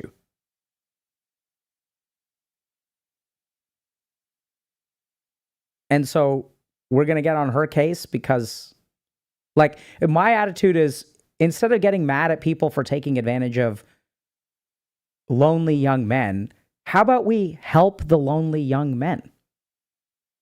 That's where I want to put my energy. And I think one way to help them is to have a conversation with someone like Amouranth and recognize that there's a human being in there who is adapting their circumstances the best way that they know how to.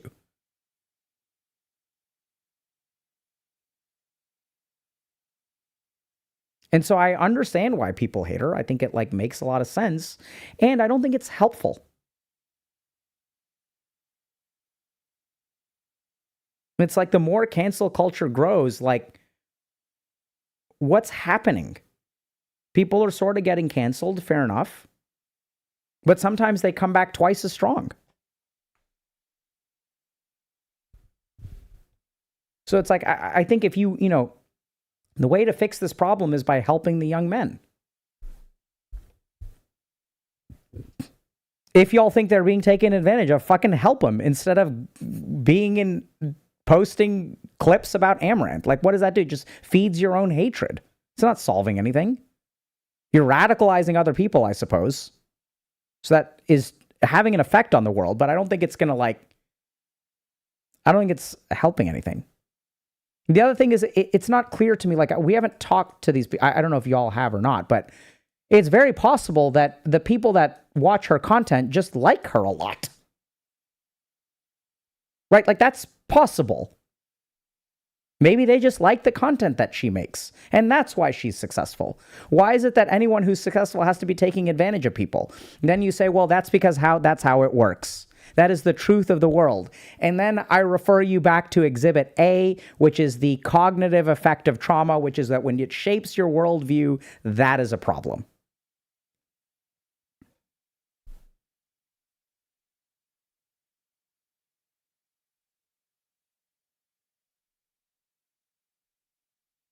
Right? Okay.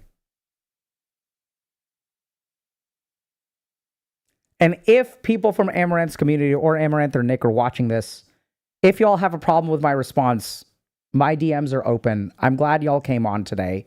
I'm grateful for y'all sharing your story. And thank you for talking with me. Like, I think it's good. Like, I think that the way that we're going to bridge these problems is by having conversations instead of attacking people on Twitter. Which, you know, we see plenty. Content nukes and tweeting at each other and shit like that instead of having a conversation. We wonder why the world is going to shit.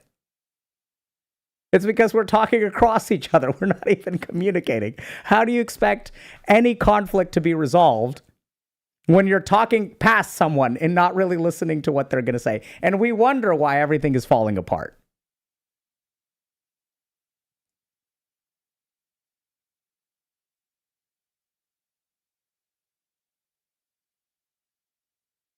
Okay, paraphrasing here. In the ego video, Dr. K said that if past traumas haven't been processed, they will continue to impact the way that you see the world. How in the heck do you process them?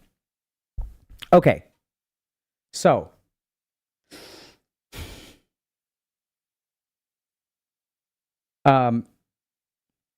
here's what we're going to do. So how do you process a trauma? So there are three basic mechanisms to processing a trauma. The first is to understand that when we experience a trauma, the majority of that emotional energy goes dormant within us.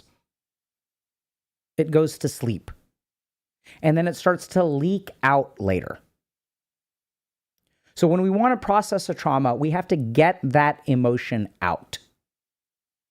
So we have to access the trauma, let that emotion come out. Now, accessing the trauma can happen in a direct way. We can do something like psychotherapy, we can journal, or it can even happen indirectly. I see this a lot more commonly with men, where like one of the ways that I processed my bullying is by going hiking. I climbed mountains in Colorado, I climbed Mount Kilimanjaro, and I went to the Himalayas. So like, I think it's possible to process trauma by, I don't know, being in nature, walking around, being by yourself. That's one way of processing trauma, emotional processing. Second thing is we do a lot of it through dreaming. So that's why people with trauma have a history of nightmares. So dreaming is our brain's way of dealing with emotions that we can't deal with when we're awake. So if you do something like a dream journal and things like that, that can help with trauma processing. You have to experience the emotion. Sometimes that means talking about the trauma directly. The second thing to deal with the trauma is the trauma will shape your feeling in the present. So you can regulate the trauma when it rises. This is not dealing with the dormant trauma that is stored.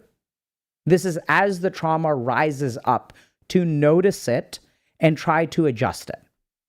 So for example, if I am, let's say, going to a circus and there are balloons that are popping there and this triggers me.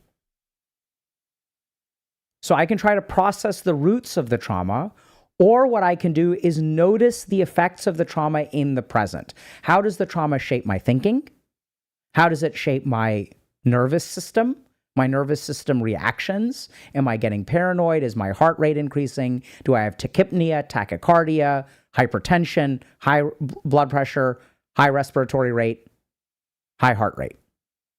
And then when the trauma activates in the present, I can try to regulate it. So I can do some deep breathing, I can do some meditative exercises, I can do grounding exercises. Every time I do that, it rewires my brain a little bit. We can also notice the cognitions. So once I have the trauma, my mind will derive certain conclusions from it. And we can go back and reevaluate those conclusions. Just because this person was mean to me, does that mean that I cannot trust any men? I had one abusive boyfriend. Does that mean that all men are bad? Right? So there are some hyperbolic conclusions that we tend to form anytime we're traumatized. So what is that conclusion? Where does it come from? What is a more balanced way of thinking about it? As you rework those cognitions, the trauma will improve. Another big piece of that is in the moment when you have these kinds of thoughts, trying to cognitively reframe. What's another way of looking at this? Right? So I had an experience with an abusive boyfriend. Fair enough. That was bad. That was traumatic. Men can be dangerous. Completely agree. Now I'm dating someone for 2 years and they are angry. Does that mean that they are dangerous? So if I let the trauma control me, it will jump to yes.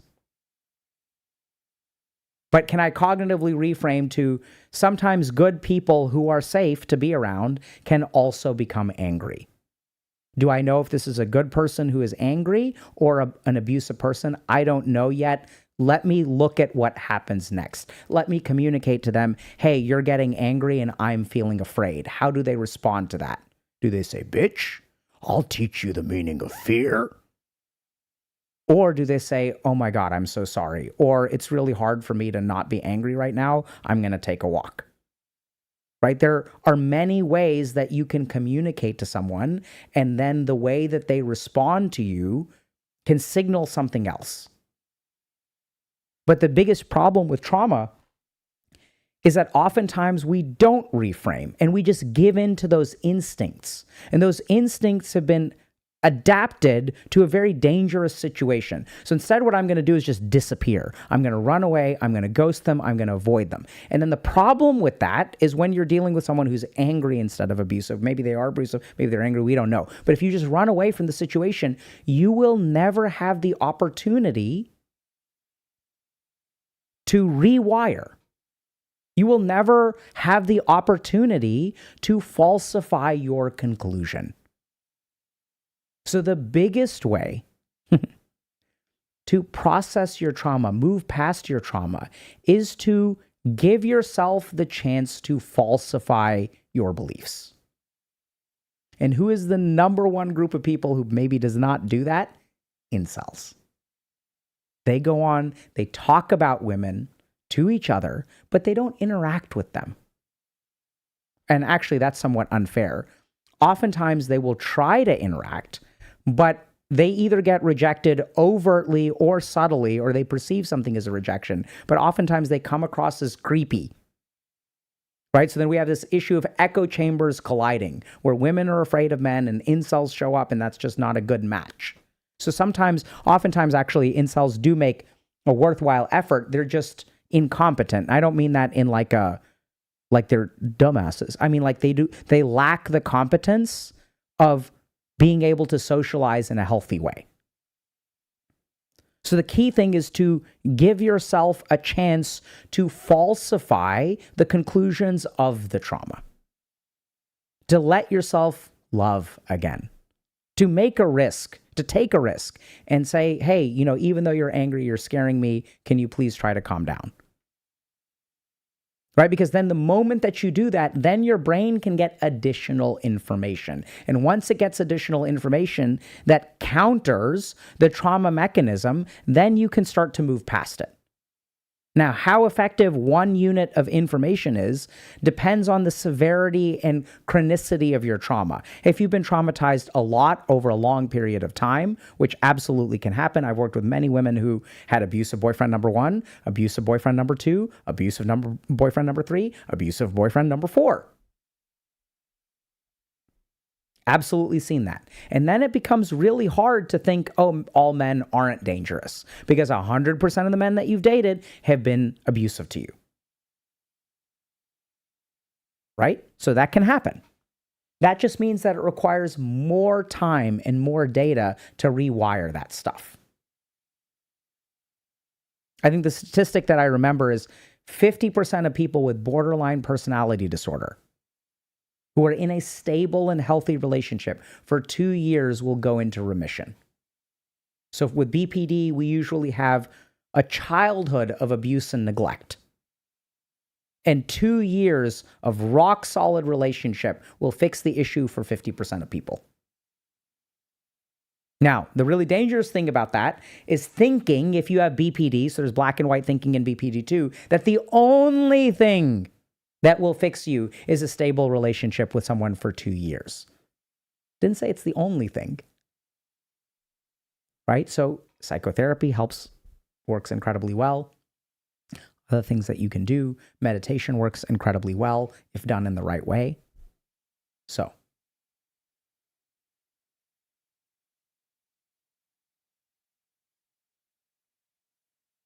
Okay. Well, so Mental Health Awareness Month is starting on Thursday, Mental Health May. So on Thursday, we're doing an interview with Mr. Who's the Boss. On Friday, we're doing our third interview with Thor from Pirate Software, which I'm sure y'all are thrilled about. And on Saturday, we have an awesome video coming out on the main channel, so check it out. Okay. Thank y'all very much for coming today. And if y'all, I guess we were asking a lot of questions about trauma today. So we do have a guide, which I strongly, strongly recommend. So the guide is great. It's like my favorite one so far. And maybe it's just because it's the last one that I made. But I think we do a really, stuff clicked for me in making it. So it's also like very linear. It's like, here are all the ways that trauma affects you, and here's what you can do about it. If y'all are struggling with trauma, I do think, like I mentioned to Amouranth and Nick today, seeing a therapist is a great idea. So if y'all have a clinical disorder, And if you're not sure if you have a clinical disorder, seeing a therapist is a great place to start to see if you really qualify or not for treatment. There are evidence-based treatments that work really well. The guides that I build are all of the things that I would teach my patients, or even people who aren't my patients, my friends, my family. They're all the skills and knowledge that I would do outside of the psychotherapy itself or medication management, if that kind of makes sense. Right? So it's all the stuff that I would want to teach them, that I would want them to understand, what would want them to be able to do on their own, to assist. So all the resources that we build are not designed to be a duplicate or substitute of therapy. What I realized as a psychiatrist is that relying on 1 hour a week of psychotherapy is not the fastest way or the most robust way for people to get better. There's a lot of stuff that they can understand and they can do on their own. And what I tried to do is synthesize all of that into a resource that people can use. So it's like, what I would love to do is have all of my patients watch the trauma guide, and then we can do the work. Like, that would be ideal, but we don't do that because Healthy Gamer and clinical psychiatry are different in my practice. So anyway, yeah, so stay tuned for stuff, you know, and for those of y'all that aren't interested in things like that, we have awesome YouTube videos coming out, things like that. We're going to be doing a lot of streams and things like that. So we hope to still give y'all a lot of awesome free content to help you with your mental health. So thanks for coming, everybody. Take care, everyone, and we will see y'all